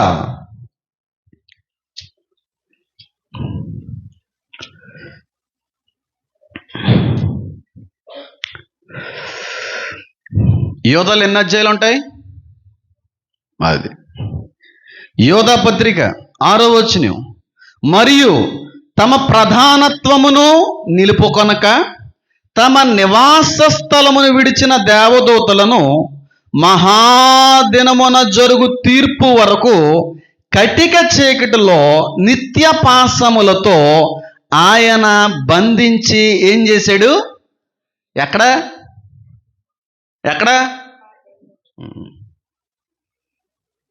ఎవరున్నారు అక్కడ? అగాధంలో, పాతాళంలో ఎవరున్నారు? మృతుల లోకానికి వెళ్ళవలసిన వారితో పాటుగా వారికంటే కూడా ముందుగా పాపం చేసినటువంటి దేవదూతల్ని ఆ పాశముతో, అంటే ఆ సంఖ్యలతో ఎక్కడ బంధించి భద్రం చేశాడు. చాలా పెద్ద టాపిక్ అమ్మని మళ్ళీ చెప్తున్నా, చాలా పెద్ద టాపిక్. అదంతా మాట్లాడుకుంటే అసలు మనకి దినమే సరిపోదు, ఒక రోజు సరిపోదు, 24 గంటలు సరిపోదు అనుకుంటాను. అంత అద్భుతమైనటువంటి రహస్యాలు వీటిలో దాగి ఉన్నాయి. కాబట్టి ఇక్కడ పాతాళ లోకములోను, అగాధములోను, ఆ కటిక చీకటిలోను పాశములతో బంధించబడినటువంటి వాళ్ళు ఎవరు చెప్పాలి? ఎవరండి? పడద్రోయబడిన దేవదూతలయ్యి, దయ్యాలయ్యి. మిడతలు వచ్చేస్తాయి, వాటికేమో తోక ఉంటుంది, తేలినటి తోక, ఇంత జుట్టు ఉంటుంది, అవి పొడుస్తుంటాయి. పిచ్చి ఇదంతా అనకూడదు, నాన్ సెన్స్ ఇదంతాని. ఏ అగాధములో అయితే ఇన్ని సంవత్సరాల నుంచి బంధించబడ్డాయో వాటిని దేవుడు విడుదల చేస్తాడు. విడుదల చేసినప్పుడు 5 నెలల్లో నరకం చూపించేస్తాయి. ఆ నరకం ఎలా ఉంటుంది అనేది కూడా నేను మాట్లాడే ప్రయత్నం చేస్తాను. కాబట్టి దేవదూతల్ని దేవుడికి క్షమించలేదు, కానీ మనల్ని ఏం చేశాడు? క్షమించాడు. అందుకే సాతానికి నచ్చడు యేసయ్య. మేము ఒకే ఒక్కసారి తప్పు చేసాం, జీవితంలో ఒకే ఒక్కసారి తప్పు చేసాం. ఆ తప్పు చేసినందుకొరకు మోకాళ్ళూని పశ్చాత్తాపడి ఏడ్చి గుండెలు బాదుకుని క్షమించు తండ్రి అంటే క్షమించలేదు. కానీ ఈ మనుషులు లక్షల లక్షల వేల వేల సార్లు తప్పులు చేస్తున్నా క్షమిస్తున్నావేంటి అని వాడి బాధ. ఎంత గొప్ప ప్రేమ దేవుడు మన పట్ల కలిగి ఉన్నాడో ఈ ఒక్క మాటను బట్టి అర్థమవుతుంటుందండి. అందుకే విలువ పెట్టి కొనబడినటువంటి జనాంగం మంది. వాటిని కొనలేదు యేసయ్య. వాటి కొరకు కాదు ఆయన రక్తాన్ని గార్చింది, వాటి కొరకు కాదు ఆయన సిలువెక్కింది, వాటి కొరకు కాదు మానవుడిగా ఆయన జన్మించడానికి వచ్చింది, నా కొరకు మాత్రమే. నచ్చడు సాతానికి. మనం ఎందుకు నచ్చడం అంటే, ఒరే నేను ఒక్కసారి చెప్తే తప్పు చేస్తానే ఊరుకోలేదు, మీరు ఇన్నిసార్లు తప్పు చేస్తానే ఎలా క్షమించున్నాడు మిమ్మల్ని? మీరంటే అంత పిచ్చేటి అసలు ఆయనకి, మీరంటే అంత ప్రేమేట్రా, ఆ ప్రేమనే కొడతానరా అని మన మీదకి వస్తుంటాడు. ఆయన ఏమీ చేయలేక ఆయన అంత ప్రేమించి పెంచుకున్నటువంటి మనల్ని ఏదో రకంగా పాడు చేస్తుంటే ఆయన గాయపరచొచ్చు కదా అని వాడి ఉద్దేశం. అర్థమవుతుందా? ఇప్పుడు బైబిల్ అర్థమవుతుందా? వాక్యం అర్థమవుతుందా? అర్థం అవ్వాలి. మందని విడనాడు కాపురునికి శ్రమ. చాలా జాగ్రత్తగా కాసుకోవాలి మందని. కాబట్టి ఆ అగాధములో బంధించబడిన వారు ఎవరు అంటే చాలా క్లియర్గా మనకు అర్థమవుతా ఉంది. పడద్రోయబడిన దేవదూతలు, మృతుల లోకానికి వెళ్ళవలసినటువంటి వారు, అంటే క్రీస్తుని అంగీకరించకుండా చనిపోయినటువంటి వాళ్ళు పాతాళంలోకి ఉన్నారు. వీటితో పాటుగా దయ్యాలు కూడా ఉంటాయి, దురాత్మలు కూడా ఉంటాయి, అంధకార సమూహాలు కూడా ఆ చోట ఉంటాయి. ఎప్పటి నుంచి అంటే ఆదమ కాలం నుంచి ఉన్న దయ్యాలు ఇవన్నీ ఉన్నాయండి? కాదు, అంతకు ముందు నుంచే ఉన్న దయ్యాలు గియ్యాలు అన్నీ అక్కడే ఉన్నాయి. కొన్ని బయట తిరుగుతుంటాయి, కొన్ని లోపల బంధించబడ్డాయి. బాగా భయంకరమైన పాపం చేసిన, తప్పులు చేసిన, మరీ దరిద్రమైన పనులు చేసిన వాళ్ళందరినీ అక్కడ పెట్టాడు. కొన్నిటిని మాత్రం బయట వదిలేసాడు. అవి తిరుగుతుంటాయి మన మధ్యన. మొత్తం దయ్యాలన్నీ అగాధంలో ఉన్నాయి అనుకున్నారు కనుక, ఒకవేళ అదే నిజమైతే ఈ రోజున మనం ఎలా ఎందుకుంటాం? అందరూ క్రీస్తుని అంగీకరించేదారు, అందరూ పరిశుద్ధంగా మారిపోరు, అందరూ క్రీస్తు స్వరూపంలోకి మారిపోదురు, అందరూ ఆత్మఫలాలతో అలంకరింపబడుదురు. అయితే మీకు ఒక డౌట్ అనేటువంటిది ఖచ్చితంగా రావాలి. ఏంటి ఆ డౌట్ అంటే, మిమ్మల్ని అడుగుతున్నాను, మీకు ఏమైనా డౌట్ వచ్చిందా? డౌట్ రాలేదా? పాపము చేసిన దేవదూతల్ని దేవుడు బంధించి పాతాళములో భద్రం చేశాడు. ఈ మాటలో మీకేం డౌట్ క్రియేట్ అవ్వలేదా? ఒక అనుమానం అనేటువంటిది, ఒక సందేహం అనేటువంటిది మీకు రాలేదా? రాలేదంటే మీరు ఇంకా వాక్యంలో లీనం అవ్వలేదని అర్థం, ఇంకా మీరు ఎదగాలని అర్థం. ఖచ్చితంగా డౌట్ వస్తుంది. ఇంతకీ ఆ దేవదూతలు చేసిన పాపం ఏంటి అనే ప్రశ్న వస్తుంది. రాదంటారా? దేవదూతలు చేసిన పాపం ఏంటి? ఎంత భయంకరమైన పాపం చేస్తే దేవుడు వారిని ఆ విధంగా బంధించేశాడు? అంత భయంకరమైనటువంటి హింసకి వాళ్ళని అప్పచెప్పేశాడు. అసలు వాళ్ళు చేసిన పాపం జీవితంలో ఒక్కసారి కదా. ఆ ఒక్క పాపం అంత భయంకరమైనటువంటి తీర్పుకి ఎలాగ అప్పచెప్పింది? అంత భయంకరమైందా పాపం అంటే ఆదికాండం 6వ అధ్యాయంలో పాపం కనబడుతుంది మనకి. దేవుని కుమారులు మనుష్య కుమారులతో వచ్చి చేసిన పాపమే. చెప్పండి ఆ పాపం. చూడండి ఆదికాండం 6వ అధ్యాయం. నరులు భూమి మీద విస్తరింపనారంభించిన తర్వాత కుమార్తెలు వారికి పుట్టినప్పుడు దేవుని కుమారులు నరులు కుమార్తెలు చక్కని వారిని చూచి వారందరిలో తమకు మనసుకు వచ్చిన స్త్రీలను వివాహము చేసుకునిరి. దీన్ని చాలామంది ఏ విధంగా ఇంటర్ప్రిట్ చేస్తారంటే, ఆ దేవుని కుమారులు ఎవరో కాదు కానీ మన దేవుని కుమారులమే. ఆదాము దేవుని కుమారుడు కనుక ఆదాము నుంచి వచ్చిన వారు అందరం కూడా దేవుని కుమారులే. ఆ మనిషికి పుట్టినటువంటి ఆడవాళ్ళు నచ్చి మగాళ్ళు పెళ్లి చేసుకున్నారు అనేటువంటి మాట అక్కడ అందరూ మాట్లాడుతూ ఉంటారు. అందులో పెద్ద విషయం ఏముంది? ఆదికాండం క్లియర్గా సెలవిస్తుంది కదా, నువ్వు నరుడు ఒంటరిగా ఉండుట మంచిది కాదు, మేలు కాదని చెప్పి తనకు సాటైన సహకారిని దేవుడే తయారు చేసి ఇచ్చడం ఉంది కదా. అంటే వైవాహిక బంధాన్ని ఏర్పాటు చేసిందే దేవుడని రాయబడింది కదా. కాబట్టి ఇక్కడ అదే జరిగితే అది పెద్ద విషయం ఏం కాదు. దేవుని కుమారులు అనేటువంటి మాట మనుషులకి పోల్చబడింది, దేవదూతలను కూడా ఉద్దేశించి దేవుని కుమారులుగా పిలువబడ్డాయి. మాటలు చాలా ఉన్నాయి. ఇప్పుడు ఆ దేవదూతలు వచ్చి మనుషుల్లో ఉన్న ఆడవారు సౌందర్యవతులని వాళ్ళతో ఏం చేశారో ఉన్నదో చూడండి. దేవుని కుమారులు నరుల కుమార్తెలు చక్కని వారిని నరులు అనే దాని దగ్గర శరీరులు అని ఉంది. ఉందా? ఉందా లేదా? మరి దేవుని కుమారుల దగ్గర ఏమీ రాలేదంటే ఫుట్ నోట్లో పెడితే అన్నీ అర్థమవుతాయి. దేవుని కుమారులు నరుల కుమార్తెలు చక్కని వారిని చూచి, నరుల కుమార్తెల దగ్గర ఏమో శరీరం ఉంది. మరి దేవుని కుమారులు ఏమవుతారు? శరీరులా? చెప్పండి. ఆత్మలే. అవి ఆత్మలే. కానీ చాలామంది ఇదే అంటూ ఉంటారు, ఏమనంటే మనుషులు ఆడపిల్లలు మగాళ్ళు పెళ్లి చేసుకున్నారండి దాన్ని పట్టుకుని దేవదూతలు వచ్చి మనుషులతో పాపం చేశారు, పెళ్లి చేశారని అంటూ ఉంటారు. పూర్తిగా అబద్ధ బోధన అంటూ ఉంటారు. కాదండి అది. దేవుని కుమారులు నరుల కుమార్తెలు చక్కని వారిని చూచి వారందరిలో తమకు మనస్సు వచ్చిన స్త్రీలను వివాహము చేసుకునేరి. అప్పుడు యెహోవా నా ఆత్మ నరులతో ఎల్లప్పుడూ వాదించదు. ఇదేంటి, మగాడుని ఆడవాళ్ళు పెళ్లి చేసుకుంటే తప్ప? మరి దేవుని ఆత్మ ఏమంటుంది అక్కడ? బాధపడుతుంది. దేవుని ఆత్మ ఇంక నరులతో ఎల్లకాలము కూడా వాదించదు. ఇది కరెక్ట్ కాదు, ఇది మంచిది కాదు అని చెప్పడం వేస్ట్ అంటున్నాడు దేవుడు. అదేంటి, ఒక మగాడికి ఆడదాన్ని కలుగు చేసిందే దేవుడు కదా. మరి అది తప్పు. ఒకవేళ తప్పు అయితే దేవుడు ఆత్మ అక్కడ బాధపడుతున్నట్టు లెక్క. తప్ప? నచ్చిన స్త్రీని పెళ్లి చేసుకోవడం తప్ప? ధర్మశాస్త్రం అనేది ఇంకనో కూడా అప్పటి ప్రజలకు ఇవ్వబడలేదు కదా. ఆ తప్పు ఎలాగవుతుంది? ఏదో ఉంది తప్పుదని వెనకాల. అందుకు దేవుని ఆత్మ నరులతో ఎల్లకాలము కూడా వాదించదనే మాట అక్కడ వర్తిస్తూ ఉంది. అప్పుడు యెహోవా నా ఆత్మ నరులతో ఎల్లప్పుడూ వాదించదు, వారు తమ అక్రమ విషయంలో నరమాత్రులై ఉన్నారు. అక్రమ విషయంలో బలాత్కారం అని ఉంది అక్కడ. ప్రెషర్, ఒత్తిడి. అంటే పెళ్లి చేసుకోవడానికి ఏముంది అక్కడ? ఫ్రీగా లేదు, బలవంతంగానే పెళ్లి చేసుకున్నారనే మాట మనకు అర్థమవుతుంది. నరమాత్రులు ఉన్నారు. అయినను వారి దినములు 120 ఏండ్లగునను. ఆ దినములలో లెఫీలీలను వారు భూమి మీద నుండిరి, తర్వాతను ఉండిరి. దేవుని కుమారులు నరులు కుమార్తెలతో పోయినప్పుడు వారికి పిల్లలు కనిరి.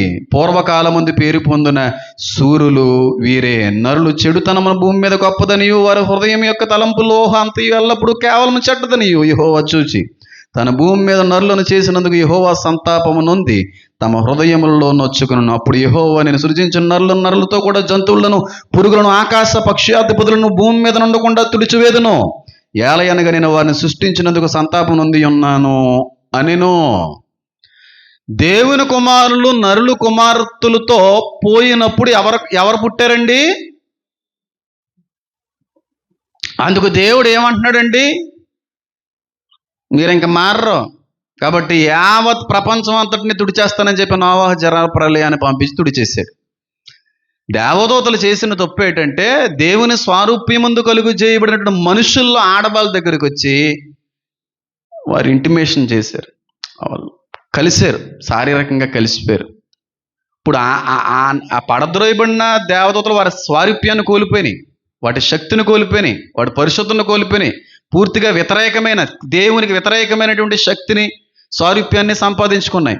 ఎప్పుడైతే పడదోయబడ్డాయో దేవుణ్ణి ఏం చేయలేక దేవుని స్వరూపం మందు కలిగి చేయబడిన ఆడోళ్ళ దగ్గరికి వెళ్ళి ఏం చేయబడ్డాయి? పెళ్లి చేసుకున్నాయి. అంటే అలా దయ్యాలుగా వచ్చి పెళ్లి చేసుకుంటారా? చేసుకోరు. శరీరాలను ధరించుకొని రావడం అనేది జరిగింది. అప్పుడు ఎప్పుడైతే ఆడవారు వాళ్ళకి లొంగేరు, బలాత్కారము చేయబడ్డారు. ఎందుకంటే వాళ్ళు చాలా ఆశలు చూపించారు. మనిషికి తెలియనటువంటి ఎన్నో విద్యలను నేర్పించారు వాళ్ళు. పరలోక రహస్యాలను బోధించారు వాళ్ళు. మనిషి మునుపెన్నడో చూడలేనటువంటి అద్భుతమైనటువంటి వాటిని వాళ్ళ చేతికి ఇచ్చారు. వాడికి పడిపోయాడు మనిషి. పడిపోయి వాళ్ళతో కలిసిపోయినప్పుడు ఆ మనుషులు పుట్టలేదు, నరులు పుట్టలేదు, నెఫీలియన్లు అనేటువంటి వారు పుట్టారు. అతి భయంకరులు, శారీరకంగా చాలా ఉన్నతమైనటువంటి దేహులు. తర్వాత కూడా జలప్రలయం తర్వాత కూడా నెఫీలియన్లు ఉన్నారు అనే మాటను పట్టుకుని వాళ్ళు నెఫీలియన్లే కాదని వాదిస్తూ ఉంటారు. ఎప్పుడైతే దేవదూతలు ఈ తప్పు చేసినాయో కొన్ని భయంకరమైన ఆకారాల్లో స్త్రీ యొక్క గర్భం నుంచి రావడం జరిగింది. వాళ్ళు అతి శూరులు, మహాభయంకరులు. కనుక బాగా ఎత్తుగా ఉండేవారు, చాలా భయంకరమైన స్వారూప్యం ధరించేసుకుని వాళ్ళకి ఆకలి తీరే అవకాశం లేక జంతువులు తినేసేవారు. సృష్టిలో ఏ జీవరాశి లేకుండా తినేసి మాయం చేసేసేవారు. చెట్టులను కూడా నరికేసాడు ఆయన, నరికించేసాడు. పెద్ద పెద్ద చెట్లు ఉండేవి అప్పుడు, అవి ఎక్కి ఎక్కడ తప్పించుకుంటాయని చెప్పి నరికేశాడు. మనుషుల్ని చంపడానికే దేవుడికి జలప్రలయమే పంపించాలనుకుంటే ఎన్ని రోజులు సరిపోద్దండి? గట్టిగా తుఫాను ఆకుండా రోజు కొట్టింది అనుకోండి, మనుషులు ఏమైపోతారు? వరదలో ఒకడన్నా బతుకుతాడా? మరి ఎన్ని రోజులు కురిసిందో వర్షం? 40. ఆ నీరు ఎన్ని రోజులు ఆగిపోయింది? పర్వతాల శిఖరాల మట్టుకు సుమారుగా 150 days. ఒక మనిషిని చంపడానికి అంత ఎత్తు నీరు ప్రవాహం అవసరమా? ఒక మనిషి, సాధారణమైనటువంటి మనిషిని చంపడానికి 40 రోజులు వర్షం అవసరమా? గట్టిగా వరద వస్తే ఏమైపోతాడు? మనిషి తేలిపోతాడు, శవమైపోతాడు. మనుషుల కోసం మాత్రమే కాదు జలప్రలయము, ఈ నెఫీలీల యొక్క అంతాన్ని జరిగించడం అనేది దేవుని యొక్క ఉద్దేశం కనుక వాళ్ళని తుడిచిపెట్టేయాలన్న ఆలోచనతో ప్రళయాన్ని రప్పించేసి ఇంకొక మాట ఏమంటాడంటే, నోవహు నీకు ఒక మాట ఇస్తాను, ఇదిగో ఈ ధనస్సుని ఇక్కడ ఉంచుతున్నాను, ఇంకెప్పటికీ కూడా ఉగ్రదినం వరకు మనుషుల మీద ఏమీ చేయనన్న మాట ఇచ్చేస్తాడు. ఆ మాట దొరికేసింది వాళ్ళకి, మళ్ళీ వస్తారు. అందరిని బంధించలేదు దేవుడు, బాగా గుర్తుపెట్టుకోండి. ఆ సమయంలో ఆ ఆడవారితో పాపం చేసినటువంటి దేవదూతలను బంధించారు, సాతాను చేయలేదు. సాతానుగాడు వచ్చి ఆడవాళ్ళతో శరీర సంబంధమైనటువంటి సంబంధాన్ని పెట్టుకోలేదు, దేవదూతలనే పంపించాడు. ఎలా రియాక్ట్ అవుతాడు దేవుడు అని చెప్పి, అమ్మడి అమ్మ చాలా రివర్స్ అయిపోయాడు రా అనుకున్నాడు. కానీ మాట ఇచ్చేసిన తర్వాత ఇంకా ఆయన ఏం చేయలేడు కదా, మళ్ళీ రావడం అనేది జరిగింది. తర్వాత చాలా జరిగినాయి, అది వాక్యంలో లేదు కనుక మాట్లాడకూడదు. దేవదూతలు, పడదోయిపోయినటువంటి దేవదూతలు ఆడవాళ్ళతో సంపర్కం జరిగించారు, సెక్షువల్గా వాళ్ళతో కలవడం అనేది జరిగింది. మనిషి కలిస్తే మనిషి పుడతాడు, కానీ సృష్టికి వ్యతిరేకమైన విభిన్నమైనటువంటి స్వారూప్యాలు పుట్టడం అనేది జరిగింది. ఆ స్వారూప్యాలు మనుషుల్నే తినేస్తున్నాయి, జంతువులనే తినేస్తున్నాయి. అసలు మనిషి తప్పు చేస్తే జంతువుల్ని, పక్షాధిపతులన్నిటిని నాశనం చేయడం పెట్టింది దేవుడు. అంటే వాటికి కూడా పాపం అంటుకుందానేనా? అంటుకుందా, అంటుకోలేదా?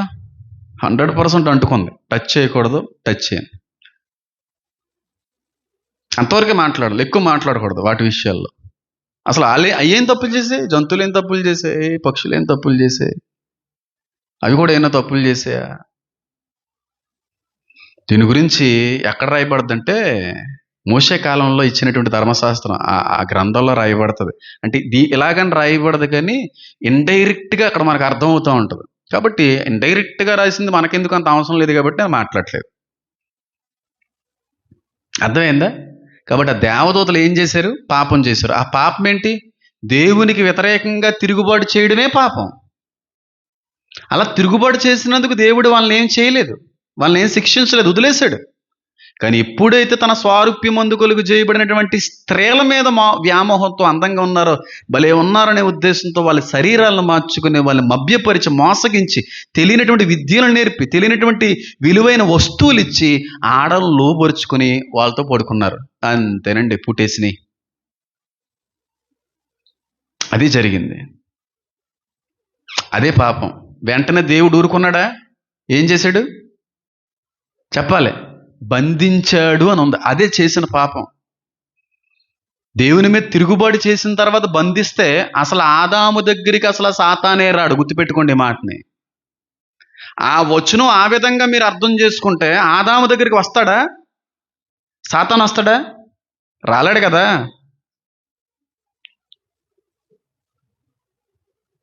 దాని తర్వాత బంధించాడు, దాని ముందు చాలా ఉంది దీని వెనకాల. ఎన్నో యుగాల నుంచి బంధించబడినటువంటి దేవదూతలు తర్వాత యుగంలో కూడా బంధించబడిన దేవదూతలు కనబడుతున్నాయి.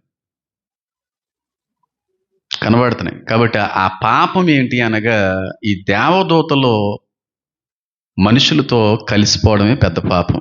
అర్థమైంది నేను చెప్పేది?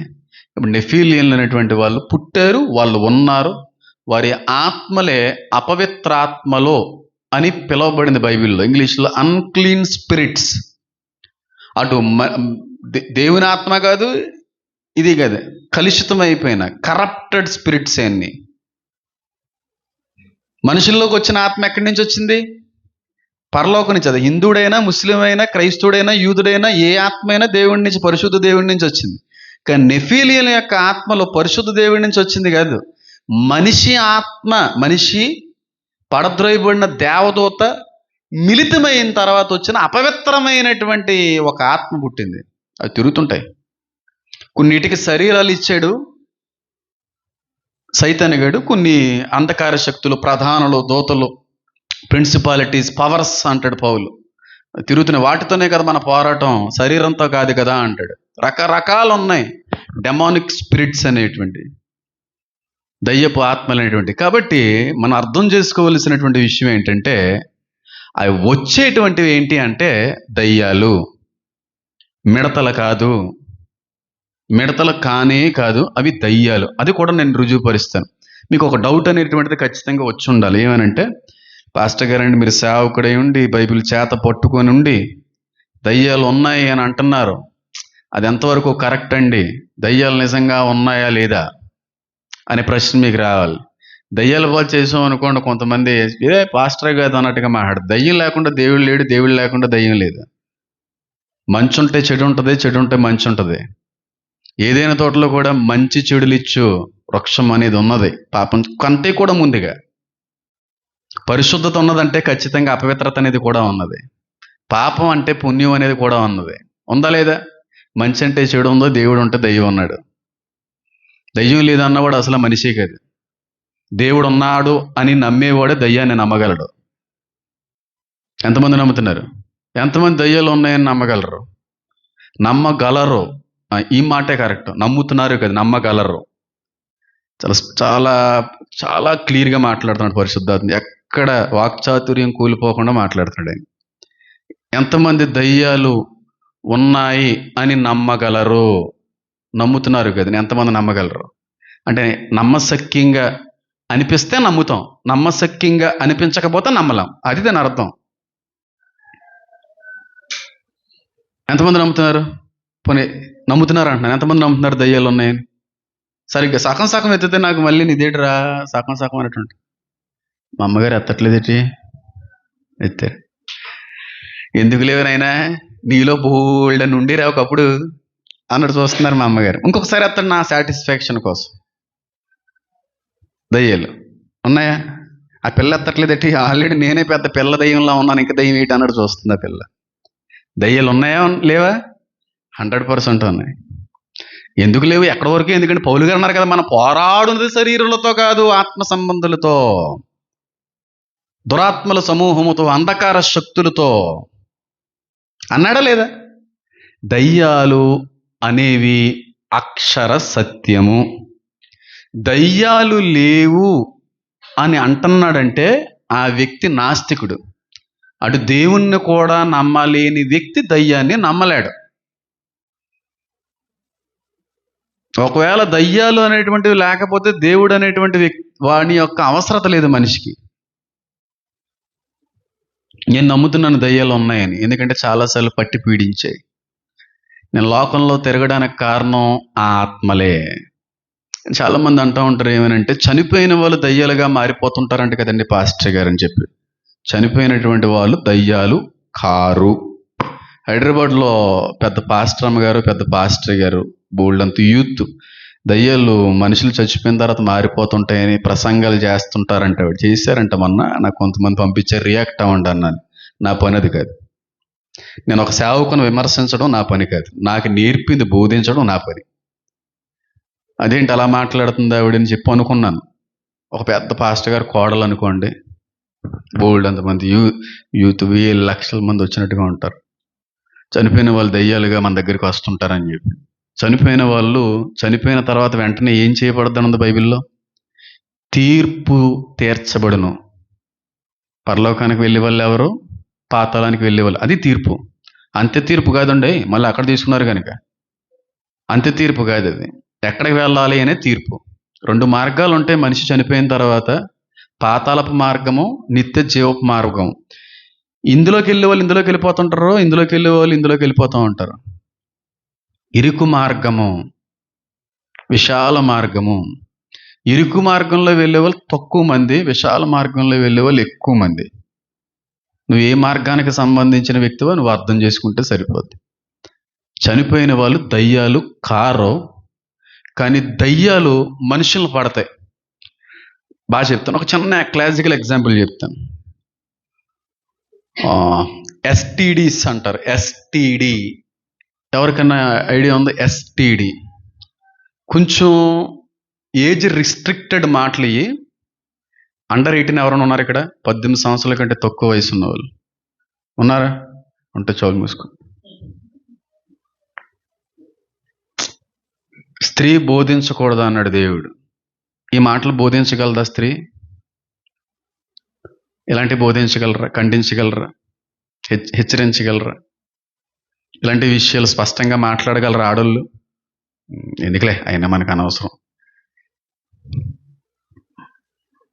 అండర్ 18 చెవులు మూసుకోండి. 18 సంవత్సరాల కంటే తక్కువ ఉన్నామండి అన్న వాళ్ళు చెవులు మూసుకోండి. మూసుకోకపోతే నేను వచ్చి మూసేస్తాను. చాలా మంది ఉన్నారు ఇక్కడ. గట్టిగా మూసుకోండి. ఎంత మూసుకొని వినేస్తారు, కొంచెం ఎలా తీసి. ఆనందం అలాంటిది. ఎస్టీడీస్ అంటారు. ఇంగ్లీష్లో ఫుల్ ఫామ్ ఏంటంటే సెక్షువల్ ట్రాన్స్మిటెడ్ డిసీజెస్. తెలుగులో దాన్ని సుఖ వ్యాధులు అంటారు. వ్యాధులు అంటే ఒక వ్యక్తి తెలియనటువంటి మరొక వ్యక్తితో శారీరకంగా కలుసుట వల్ల ఆ వ్యక్తికి ఉన్నటువంటి జబ్బులు, ఈ సుఖంలో వచ్చే జబ్బుల్లో కొన్ని జబ్బులు ఉంటాయి, వాటిని ఎస్టీడీస్ అంటారు. సెక్షువల్గా ట్రాన్స్మిట్ అయ్యేటువంటి జబ్బులు. అందులో హెచ్ఐవి ఒకటి ఉంది, హెర్పిస్ అనేటువంటి ఒకటి ఉంది. ఇలా కొన్ని ఎస్టీడీస్ అనేటువంటివి ఉన్నాయి. ఈ ఎస్టీడీస్ అనేటువంటివి జబ్బుల్లో కొన్ని జబ్బులు తగ్గవు. తీసేయండి అమ్మ, చెవులు తీసేయండి. అవి తగ్గవు, వాటికి చికిత్స అనేది ఉండదు. రైట్? హెర్పిస్ అనేటువంటిది ఒకటి ఉన్నది.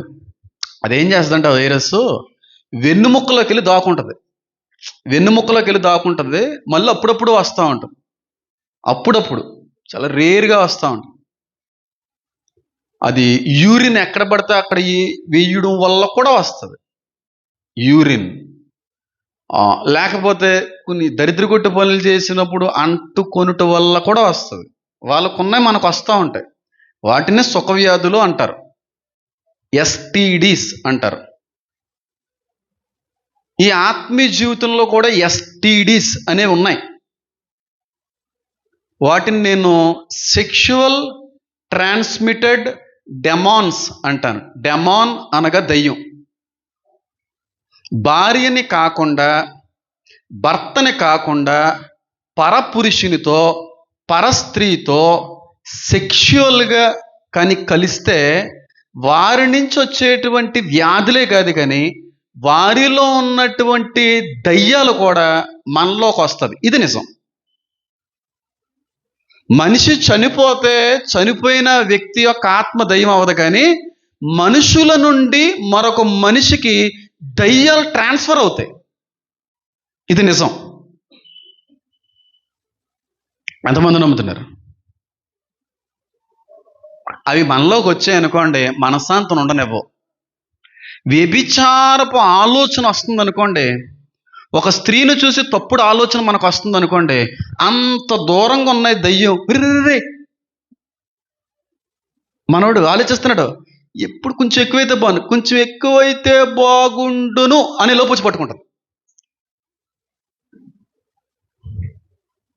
అలాగే కొనసాగుతుంటే ఇంకోటి వచ్చి పట్టుకుంటుంది. వాటి ఆశలు మన ద్వారాగా తీర్చుకుంటాయి దయ్యాలు. కానీ మనుషులు చనిపోతే దయ్యాలు ఎవరు? వాటి కోరికలు మన ద్వారాగా తీర్చుకుంటాయి. పడద్రోయబడినటువంటి దేవదూతల కోరికలు ఎక్కడ తీర్చుకున్నాయి? మనుషులతోనే తీర్చుకున్నాయి. సెక్షువల్లీ ట్రాన్స్మిటెడ్ డిసీజెస్ కాదు, డెమాన్స్. భర్త కాని భర్తతో, భార్య కాని స్త్రీతో నువ్వు కానీ కలిస్తే వాళ్ళల్లో ఉన్న దయ్యాలన్నీ నిన్ను పట్టుకుంటాయి, నీలో ట్రాన్స్మిట్ అవుతాయి. నీకు సమాధానం ఉండనివ్వవు. నీ బుర్రంతా అది అయోమయంగా అయిపోతూ ఉంటుంది. ఒకవేళ డెమాన్స్ నీలో ఉన్నాయి అంటే ఈ గుర్తులు అన్నమాట. పిచ్చిలా ఉంటుంది, బుర్ర తిరిగిపోతూ ఉంటుంది, ఏదో అయిపోతున్నట్టు ఉంటుంది, కళలు మంచిగా రావు, మనశ్శాంతి ఉండదు, నెమ్మది ఉండదు. అదొక రకంగా, ఎందుకంటే వచ్చి పీక్కు తింటూ ఉంటాయి. ఇది నిజం. సెక్షువల్గా తప్పు చేస్తే మాత్రమే ఆ వస్తాయి అంటే ఆజ్ఞ అతిక్రమణే పాపం. ఇలా విగ్రహారాధన చేయడం వల్ల, చేయకూడనటువంటి చేయడం వల్ల, వ్యామోహపు ఆలోచన వల్ల, ముట్టకూడనటువంటి వాటిని వల్ల అవన్నీ వచ్చి లోపల ఉంటాయి. నువ్వు ఎంతో కష్టపడి సంపాదించినటువంటి ఎన్నో వరాల్ని అవి దొంగిలించి దేవుని ఎరగని వ్యక్తులకు ఇస్తూ ఉంటాయి. వాళ్ళు వాడుకుంటారు. పైగా వాళ్ళు కూడా అద్భుతాల, ఆశ్చర్యాలు, స్వస్థతలు చేస్తూ ఉంటారు. ఇది నిజం. చాలా కోల్పోతాం.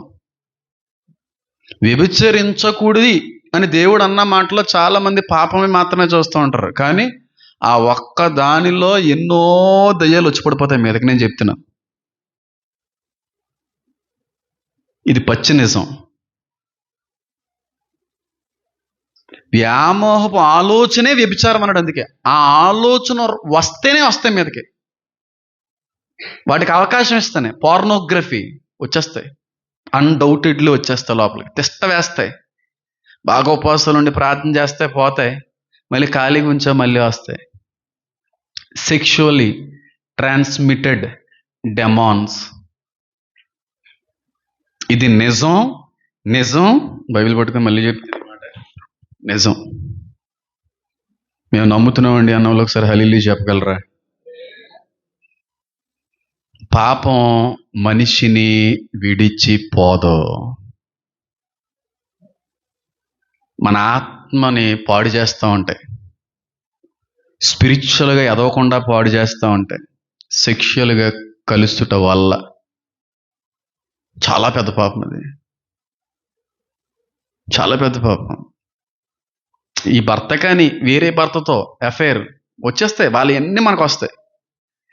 భార్య కానీ ఇంకొక భార్యతో ఈ అఫైర్ కొనసాగుతున్నాం, వాళ్ళల్లో ఉన్నాయన్నీ వస్తాయి, ట్రాన్స్మిట్ అవుతాయి.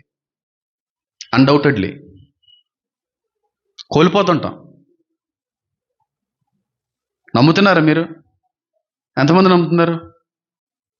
ఇది నిజం. అంతేగాని మనిషి చచ్చిపోయి దయ్యం అవడు, అది అవకాశం లేని మాట. ఇది దయ్యాలు ఉన్నాయి, మన మధ్యన ఉన్నాయి. మీకు విషయం చెప్తున్నాను, బెదరకండి, భయపడకండి, కంగారు పడకండి. నేను ఇప్పుడు వాక్యం చెప్తున్నాను కదా, ఈ వాక్యం చెప్తున్నటువంటి సమయంలో నీ పక్కన, నీ వెనక, నీ ముందు ఈ ప్రదేశంలో బోల్డ్ అనే వాక్యం వింటున్నాయి. ఇది నిజం. నీకు మనుషులే కనబడుతున్నారో, నాకు నీతో పాటు ఉన్న దురాత్మలు కూడా కనబడుతున్నాయి. అంటే నేను ప్రవక్తను అంటలేదు, వాక్య సత్యం ఇది. ఇక్కడే బోల్డ్ అనే దురాత్మలో తిష్టేసి ఉంటాయి, ఇక్కడే ఉంటాయి, మన మధ్యనే ఉంటాయి, మనతోనే తిరుగుతుంటాయి. అలా చూస్తుంటే ఏటి మాట్లాడుతున్నాడు, వీళ్ళు మారర్రా, ఏం పిచ్చినా కూడా నువ్వు ఎందుకు అలాగే నువ్వు అంత కష్టపడుతున్నావు, ప్రయాసపడుతున్నావు, ఒకసారి గుమ్మం దాటినే నేను మళ్ళీ పట్టేసుకుంటాను. నిజం. ఇక్కడ ఎవడన్నా సిగరెట్ కాల్చగలడా? ఇక్కడికి వచ్చి ఎవడన్నా తప్పు పని చేయగలడా? ఇక్కడ సినిమా పాటలు పెట్టుకోగలడా? ఇక్కడ గంజాయి పీల్చగలడా? బయటికి వెళ్ళిన తర్వాత ఏమంటారు? అందుకో ఉపమానం చెప్పాడు ఆయన. మంచి నేల, గట్టి నేల, ముళ్ళ మధ్యన చెప్పాడు. అది పరిస్థితి. వాక్యం మంచి నేల మీద పడింది అనుకోండి, అది ఫలించింది అనుకోండి, ఇంక పంట ఎక్కువైపోయింది. ఈ పంట ఎక్కువైపోయినప్పుడు ఖాళీ లేదు, వాడికి మళ్ళీ రాలేదు లోపలికి. స్పిరిచువల్ రియలంలో ఆలోచిస్తే అన్నీ అర్థమవుతాయి. నేను ఇది నేర్చుకోవడానికి, ఇది గ్రహించడానికి, తెలుసుకోవడానికి చాలా చాలా చాలా టైం పట్టింది. నేర్పించాడు దేవుడు ఇవన్నీ కొన్ని వచనాల ఆధారంగా మాట్లాడుతూ. అవి డెమాన్స్, దయ్యాలు వచ్చి మనమే పడతా ఉంటాయి. బోల్డ్ అని ఉంటాయి, ఇక్కడ బోల్డ్ అని కనబడుతుంటాయి, బోల్డ్ అని తిరుగుతుంటాయి, పక్కనే కూర్చుంటాయి. అంతేగాని సినిమాలో చూపించినట్టుగాని భుజం ఎక్కి నీ జుట్టు లాగుతా అట్లే ఉండదు. పక్కన ఇక్కడే బోల్డ్ అని ఉంటాయి, లెక్కలేనని ఉంటాయి. బోల్డ్ అంత పోరాటం అనేది జరుగుతూ ఉంటుంది ఈ సమయంలో. ఇక్కడ నమ్మండి నమ్మకండి, ఒక విషయాన్ని నేను చెప్పి ముగింపులోకి వచ్చేస్తాను.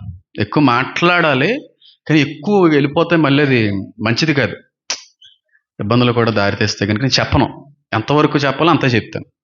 కానీ ఒక నిజం మాత్రం చెప్తాను. చాలామంది అంటూ ఉంటారు కుక్కలకి దయ్యాలు కనబడతాయని. ఎంతమంది నమ్ముతున్నారు కుక్కలకి దయ్యాలు కనబడతాయని? సరిగ్గా ఎత్తండి. ఈయన చాలా పైకి ఎత్తాడు. మీరు ఎప్పుడన్నా చూసారా కుక్క దయ్యం పట్టిన కుక్క కరిసిందా మళ్ళీ ఎప్పుడన్నా? నమ్ముతున్నారా మీరు దయ్యాలు కనబడతాయని? మన కంటి చూపుకి, జంతువుల యొక్క కంటి చూపుకి, అన్ని జంతువులు కాదు, చాలా తేడా ఉంది. ఆ లెవెల్ వేరు. వద్దులే అందులోకి చెప్తే మళ్ళీ వద్దు, మంచిది కాదు, టచ్ అయ్యేది. మీరు ఏమన్నా అనరు, వినేవాళ్ళు కొంచెం మంది తప్పు అర్థం చేసుకోకపోతే, నమ్మశక్యంగా అనిపించకపోతే వేరేగా వెళ్తాయి. కాబట్టి నేను వెళ్ళను అందులోకి. వాక్యంలో ఉన్నది ఒకటి చోట వద్దుది. కుక్కలకు కనబడతాయా అంటే, నా లైఫ్లో ఇన్నిసార్లు చూశాను, నా లైఫ్లో ఇన్నిసార్లు ప్రత్యక్షంగా అనుభవించాను. చిన్న క్లాసికల్ ఎగ్జాంపుల్ చెప్తాను, మీకు అది ఉపయోగపడుతుంది కనుక. కుక్కలకు పడతాయో దయ్యాలు, కుక్కలకు కనబడతాయో దయ్యాలు. బిలాము దగ్గర గాడిదకి ఏం కనబడింది? దేవదూత కనబడినప్పుడు దయ్యం కనబడదా? అంటే ఎవరన్నా పిచ్చి ప్రశ్నలు వేస్తారేమో, అన్ని ముందుగానే ఇచ్చేస్తున్నారు. మీరు ప్రశ్న మాత్రమే వేస్తారేమో, ఈ ప్రశ్నకి దాని వెనకాల 100 జవాబులు రెడీగా ఉంటాయి. మళ్ళీ ఆలోచించడానికి, ప్రార్థన చేయడానికి బైబిల్ తెరవడం ఏం పని లేదు, అవసరం లేదు. నేను డిబేట్లు చేయను, బోధిస్తాను, బోధకుడిని. అది పరిస్థితి. కనబడిందా గాడిదకి? వెంటనే తప్పిపోయి గోడకి డీకిచ్చిందా? కొట్టాడా గాడిద? నన్ను కొడతావు ఇటు నువ్వు అనడం లేదా? గాడిద అందా? గాడిద మాట్లాడుతుందా? సర్పం మాట్లాడింది కదా. కొన్ని చెప్పకూడదు, కొన్ని మాట్లాడకపోవడం చాలా మంచిది. అది ఉపయోగకరమైనది అయితే బైబిల్లో చాలా చోట్ల రాసి ఉంచేది వాడి దేవుడు. ఎప్పుడైనా కుక్కలు పెంచే వాళ్ళు ఎవరన్నా ఇక్కడ ఉంటే, ఊరుకో ఊరుకో, ఎందుకు అలా అరుతున్నావు అంటుంటే, నేను ఊరుకో అని అన్నట్టుగానే అరుస్తానే ఉంటుంది కుక్క. అక్కడ ఏమీ ఉండదు, అరుస్తానే ఉంటుంది. దాని అర్థం ఏంటో తెలుసా?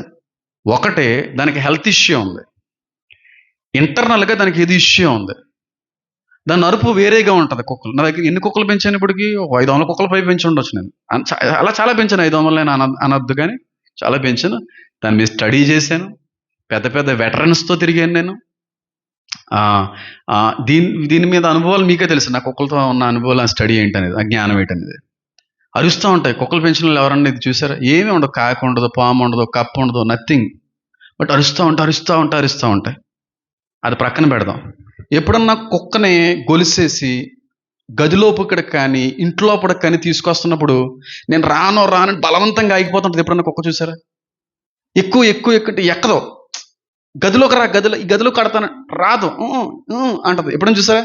ఎంత బలవంతం చేసినా టాయిలెట్ అన్నా పోసేసుకుంటుంది కానీ కుక్క అడుగు ముందుకేదు. ఆ గదిలోకి రావడానికి ఇష్టపడదు. దాని అర్థం ఏంటో తెలుసా? ఆ గదిలో ఏదో చూసింది, అది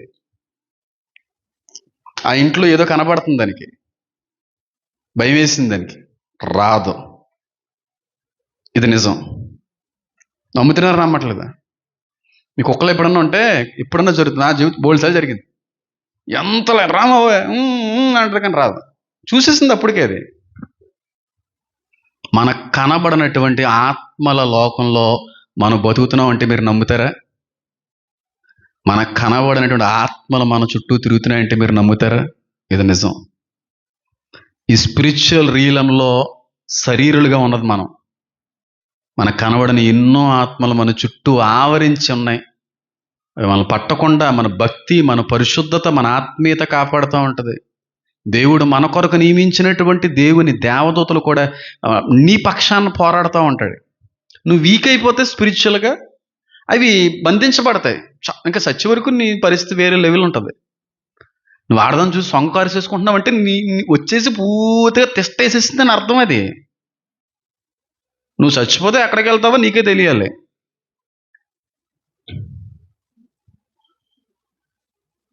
పోర్నోగ్రఫీ చూస్తున్నాను, క్షణిక సుఖం అయిపోయింది కాదు. ఒక్కసారి ఆ సీడ్, ఆ సెమన్ బయటకు వచ్చి పడిపోతే మీదకి వచ్చేస్తాయి. అది పరిస్థితి. ఇంకా చాలా ఉన్నాయి, మాట్లాడకూడదు కాబట్టి నేను మాట్లాడట్లేదు. అవి తీర్చుకుంటాయండి మన కోరికలు, వాటి కోరికలు, వాటి ఆశయాలు మనలోకి వచ్చి ఆ విధంగా జరిగిస్తూ ఉంటాయి. అవి తృప్తి పడుతూ ఉంటాయి. రండే బాగుంది. ఇక్కడ ఇంకో 4 తీసుకొస్తాయి, 7 తీసుకొస్తాయి. యాక్చువల్ ట్రూత్ ఇది. ఎంతమందికి అర్థమైంది నేను చెప్పేది?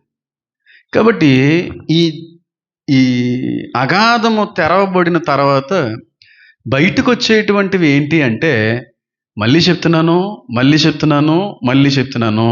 అవి మిడతలు కాదు. టైం చాలా అయిపోతుంది, 1 నిమిషంలో. మిడతలు ఎట్టి పరిస్థితుల్లో కూడా కాదు అనేటువంటి విషయాన్ని మీ అందరికి కూడా తెలియపరుస్తున్నాను. మరి ఏంటండి అంటే, అవి పడద్రోయబడినటువంటి దేవదూతలు, అగాధములో బంధించబడినటువంటి దయ్యాలు ఆ శ్రమ కాలంలో విడవబడతాయి. మీరు ఎలా ప్రూవ్ చేయగలరంటే నేను ప్రూవ్ చేస్తాను. చూడండి, ఇంకొక 2 నిమిషాలు చూడండి.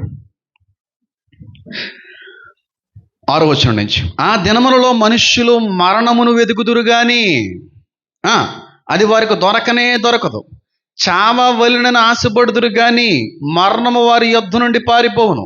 ఆ మిడతల రూపములు యుద్ధమునకు సిద్ధపరచబడిన గుర్రములను పోలి ఉన్నవి.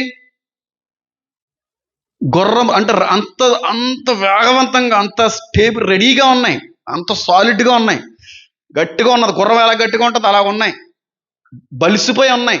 చాలా రోజులేని కదా మనుషుల్ని పీక్కొని తిని రెడీగా ఉన్నాయి. ఆ మిడతల రూపంలో యుద్ధమునకు సిద్ధపరచబడిన గుర్రములను పోలి ఉన్నవి. బంగారము వలె మరియు కిరీటములు వంటి వాటి తలల మీద ఉండెను. ఏమున్నాయి? మిడతలకి ఎక్కడన్నా కిరీటాలు ఉంటాయా? దేవదూతలకి ఉంటాయా ఉండవా?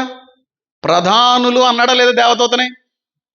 కిరీటాలు దేవదూతలై ఫస్ట్ ఆధారం. వాటి ముఖములు మనుష్యుల ముఖములు వంటివి. దేవదూతల ముఖాలు ఎలా ఉంటాయి? మనుషుల్లాగా ఉంటాయి. అందులో సెరప్పులు, కేరేబులు చాలా డిగ్రీస్ ఉన్నాయి, చాలా ఉన్నాయి, ర్యాంక్స్ ఉన్నాయి. అందులో కొన్ని స్వారూప్యాలు ఉన్నాయి. దూడ వంటిది, సింహం వంటిది, పక్షి, అలాంటి వేరే కూడా ఉన్నాయి, సెరప్స్. కానీ దేవదూతలకి ఖచ్చితంగా కిరీటాలు అనేటువంటివి ఉన్నవి. దేవదూతలు నీ వంటి, నా వంటి మానవుని యొక్క మనిషి స్వారూప్యం వంటి ముఖముల వంటివి. దేవదూతలే కదా, 2వ ఆధారం ఇది. దేవదూతలు స్త్రీల తల వెంట్రుకలు వంటి వెంట్రుకలు వాటికి ఉండెను. స్త్రీల తల వెంట్రుకలు వంటి వెంట్రుకలు అంటే అంత పొడుగైనటువంటి జుట్టు అనేటువంటిది కనబడుతుంది. మిడతకి జుట్టు ఉంటుందా? దేవదూతలకు ఉంటుందా? కొన్ని ఫోటోగ్రాఫ్స్ని బట్టి, చాలా ఫోటోగ్రాఫ్స్ దేవదూతలు చూస్తే ఒత్తైన జుట్టు కనబడతా ఉంటుంది. బిబ్లికల్గా మనం ఆలోచిస్తే బైబిల్లో ఎక్కడ దేవదూతకు జుట్టు ఉన్నట్టుగా కనబడదు. ఎక్కడ నాకు తెలిసినంత వరకు ఎక్కడ రాయబడలేదు. నాజీరు చేయబడినటువంటి సంసోను జుట్టు ఏం చేయబడింది? పెంచబడింది. నాజీరు అనగా ప్రత్యేకించబడిన వారు, ప్రతిష్ఠించబడిన వారి యొక్క శిరోజాలు పొడుగ్గా ఉంటాయి. దేవదూతలయ్యి 3వ ఆధారం. 4వదిగా, వాటి పండ్లు సింహపు కోరల వలె ఉండెను.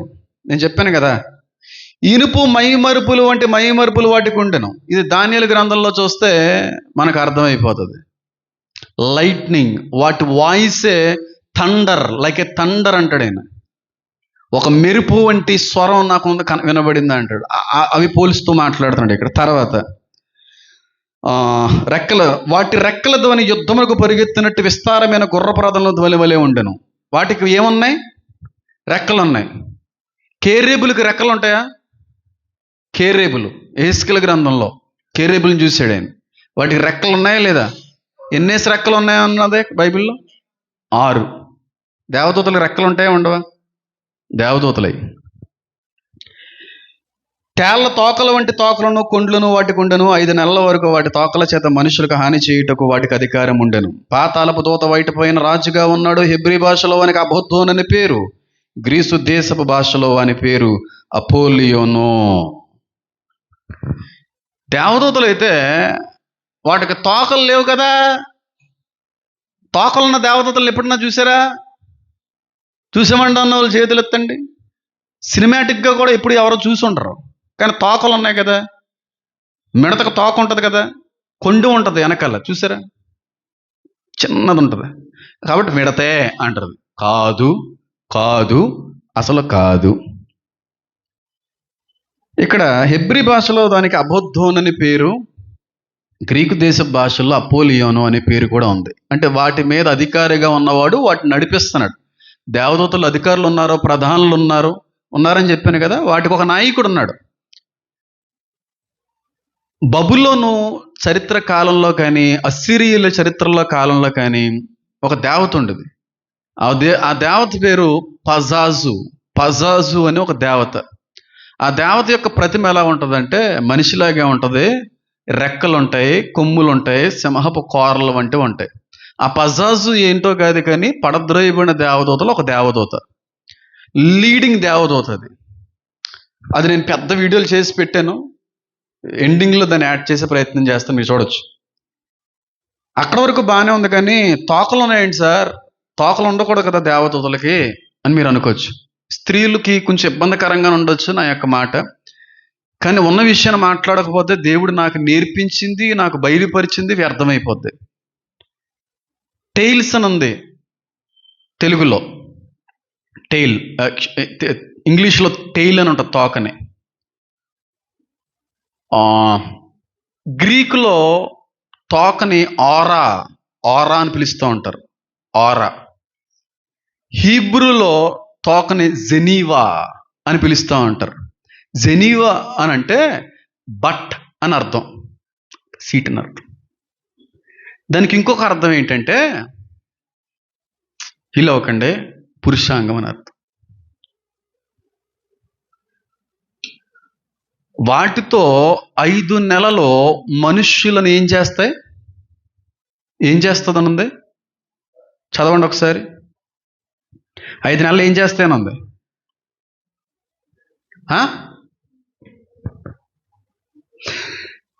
హాని చేస్తాయి.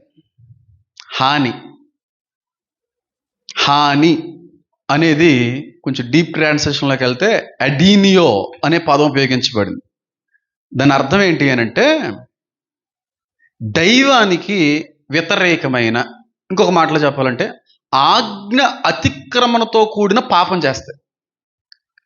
దేంతో? టేల్తో. టేల్ ఈ కొన్ని భాషలో దేంతో పోల్చబడిందని చెప్పాను? వద్దు పైకి. అంటే ఏం చేయబోతున్నాయి ఈ మనుషుల్ని? 5 నెలలేనా? 5 నెలలు అన్న మాట మనం చాలాసార్లు ఎక్కడ ఉపయోగిస్తూ ఉంటాం చెప్పండి? ఎక్కడ ఉపయోగిస్తూ ఉంటాం? 5 నెలల తర్వాత ఎక్కడ ఉపయోగిస్తాం చెప్పాలి? లేడీస్ ఎక్కడ?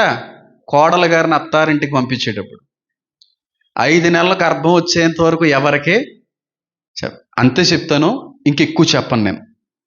అంతే చెప్తాను, ఇంకెక్కువ చెప్పను. నోవాహు కాలంలో మనుషులను ఎంతగా అయితే హింసించాయో, బలత్కరణ చేసాయో, అలాంటి బలత్కరణ శ్రమకాలంలో ఉంటుంది. అది మాత్రం చెప్పగలను, అది మాత్రం చెప్పగలను. చాలా నరకం చూపించేస్తాయి మనుష్యులకి. నరకం అంటే నోవాహు కాలంలో ఉన్న నరకం కంటే ఎక్కువ నరకం చూపిస్తాయి. అంత భయంకరంగా వేధించుకొని తింటాయి దయ్యాలు 5 months. కానీ మనుషులకి చావు రాదు. కానీ మనిషి అనుకుంటా ఉంటాడో చచ్చిపోతే బాగుండు, చావ కొట్టేస్తున్నాయి, ఇబ్బంది పెట్టేస్తున్నాయి, నరకం చూపించేస్తున్నాయి, కానీ చావు రావట్లేదు. అంత పీక్ స్టేజ్కి వెళ్ళిపోతారు సఫరింగ్లో, ఆ వేదనలో. ఏమై ఉండొచ్చు అనేది మీ ఆలోచనకు వదిలిపెడుతున్నాను. నేను మాట్లాడాలనుకోవట్లేదు, అది సభ్యత కూడా కాదు, నాకు తెలిసి అంతవరకు నేను మాట్లాడగలను. ఇది నిజం. ఏ దేవదూతలైతే దేవుని యొక్క కుమార్తెలతో పాపం చేసాయో ఆ పాపం చేస్తాయి. అవే దేవదూతలు మళ్ళీ విడవబడుతున్నాయి. యూఫ్రటీస్ దగ్గర కూడా 4 దేవదూతలు బంధించాడు దేవుడు. వాటి పని వేరు, ఆ సందర్భం వేరు. నేను దాని గురించి మాట్లాడతాను. అర్థమవుతుంది నేను చెప్పేది? కాబట్టి అవి మిడతలు కాదు, మిడతలు కాదు, దయ్యములు, దయ్యములు, దయ్యములు. ఎంతమంది ఇష్టపడుతున్నారు దయ్యాలతో? సరదా తీర్చేస్తాయి, మామూలుగా ఉండదు శ్రమకాలం. నరకం అంటే ఏంటో భూలోక ప్రజలు చూస్తారు ఆ కాలంలో. చిన్న చిన్న బుడ్డ దురాత్మలు, అపవిత్రాత్మలు, వీటికే మనం ఏమైపోతున్నాం? నరకం చూస్తున్నాం. అవే డైరెక్ట్గా వచ్చి మన మీద అటాక్ చేస్తే ఎఫెక్ట్ ఎంత భయంకరంగా ఉంటుందో అర్థం చేసుకోండి. అంత భయంకరంగా. అయితే ఇవన్నీ మనం చూస్తామా? ప్రభువునందు రక్షించబడిన వారు చూడరు, విడవబడిన వారు చూస్తారు. నా మాటలు ఆ టైంకి ఉంటే యూట్యూబ్లో ఈ ప్రసంగం విని చాలామంది మారుతారు. నేను ఇప్పుడు ప్రకటించే ప్రసంగాలు ఇప్పటి సంఘానికి మాత్రమే కాదు, విడవబడినటువంటి ఎంతో మందిని మార్చే ప్రసంగాలు అప్పుడు ఉపయోగపడతాయి. ఎంతమందికి అర్థమైంది? ఎంతమంది చెప్పగలరా నిజంగానే మిడతలండి అని? చేయగలరా? అంత లోతుగా పరిశీలిస్తే వేరే లెవెల్లో ఉంటుంది. కానీ అన్నీ మాట్లాడట్లేదు, బాగోదనే ఉద్దేశంతో కూడా మాట్లాడట్లేదు. అవి దయ్యాలు దయ్యాలు దయ్యాలు దయ్యాలు ఉన్నాయి. వాటికంటే శక్తిమంతుడు దేవుడు కూడా ఉన్నాడు. ఇది 5వ బోర. ఇది 1335 రోజులలో కనబడేది. అది కూడా ఈ ఏర్పాటు చేయబడినట్టు 1,44,000 మంది ప్రతిష్ఠింపబడినటువంటి యూదులని సురక్షితమైనటువంటి ప్రాంతానికి దేవుడు కాచి కాపాడి పంపించిన తర్వాత, వాళ్ళని అక్కడ భద్రం చేసిన తర్వాత వీటి ఎఫెక్ట్ ఉంటుంది మిగిలిన వాళ్ళకి. వీళ్ళు దొరకరు. చాలామంది గుహల్లో దాక్కుంటారు, అడవిల్లో దాక్కుంటారు, వెంటాడి చంపేస్తారు మనుషుల్ని. 666 ముద్ర వేయించుకోకపోతే జరిగే పర్యవసానం అది. చాలా ఉంది. దేవుడు అవకాశం ఇస్తే ఖచ్చితంగా వీటన్నిటిని కూడా పంచుకునే ప్రయత్నం చేస్తాను. కళ్ళు మూసుకోండి, ప్రార్థన చేసుకుందాం. నా దేవా, నా తండ్రి,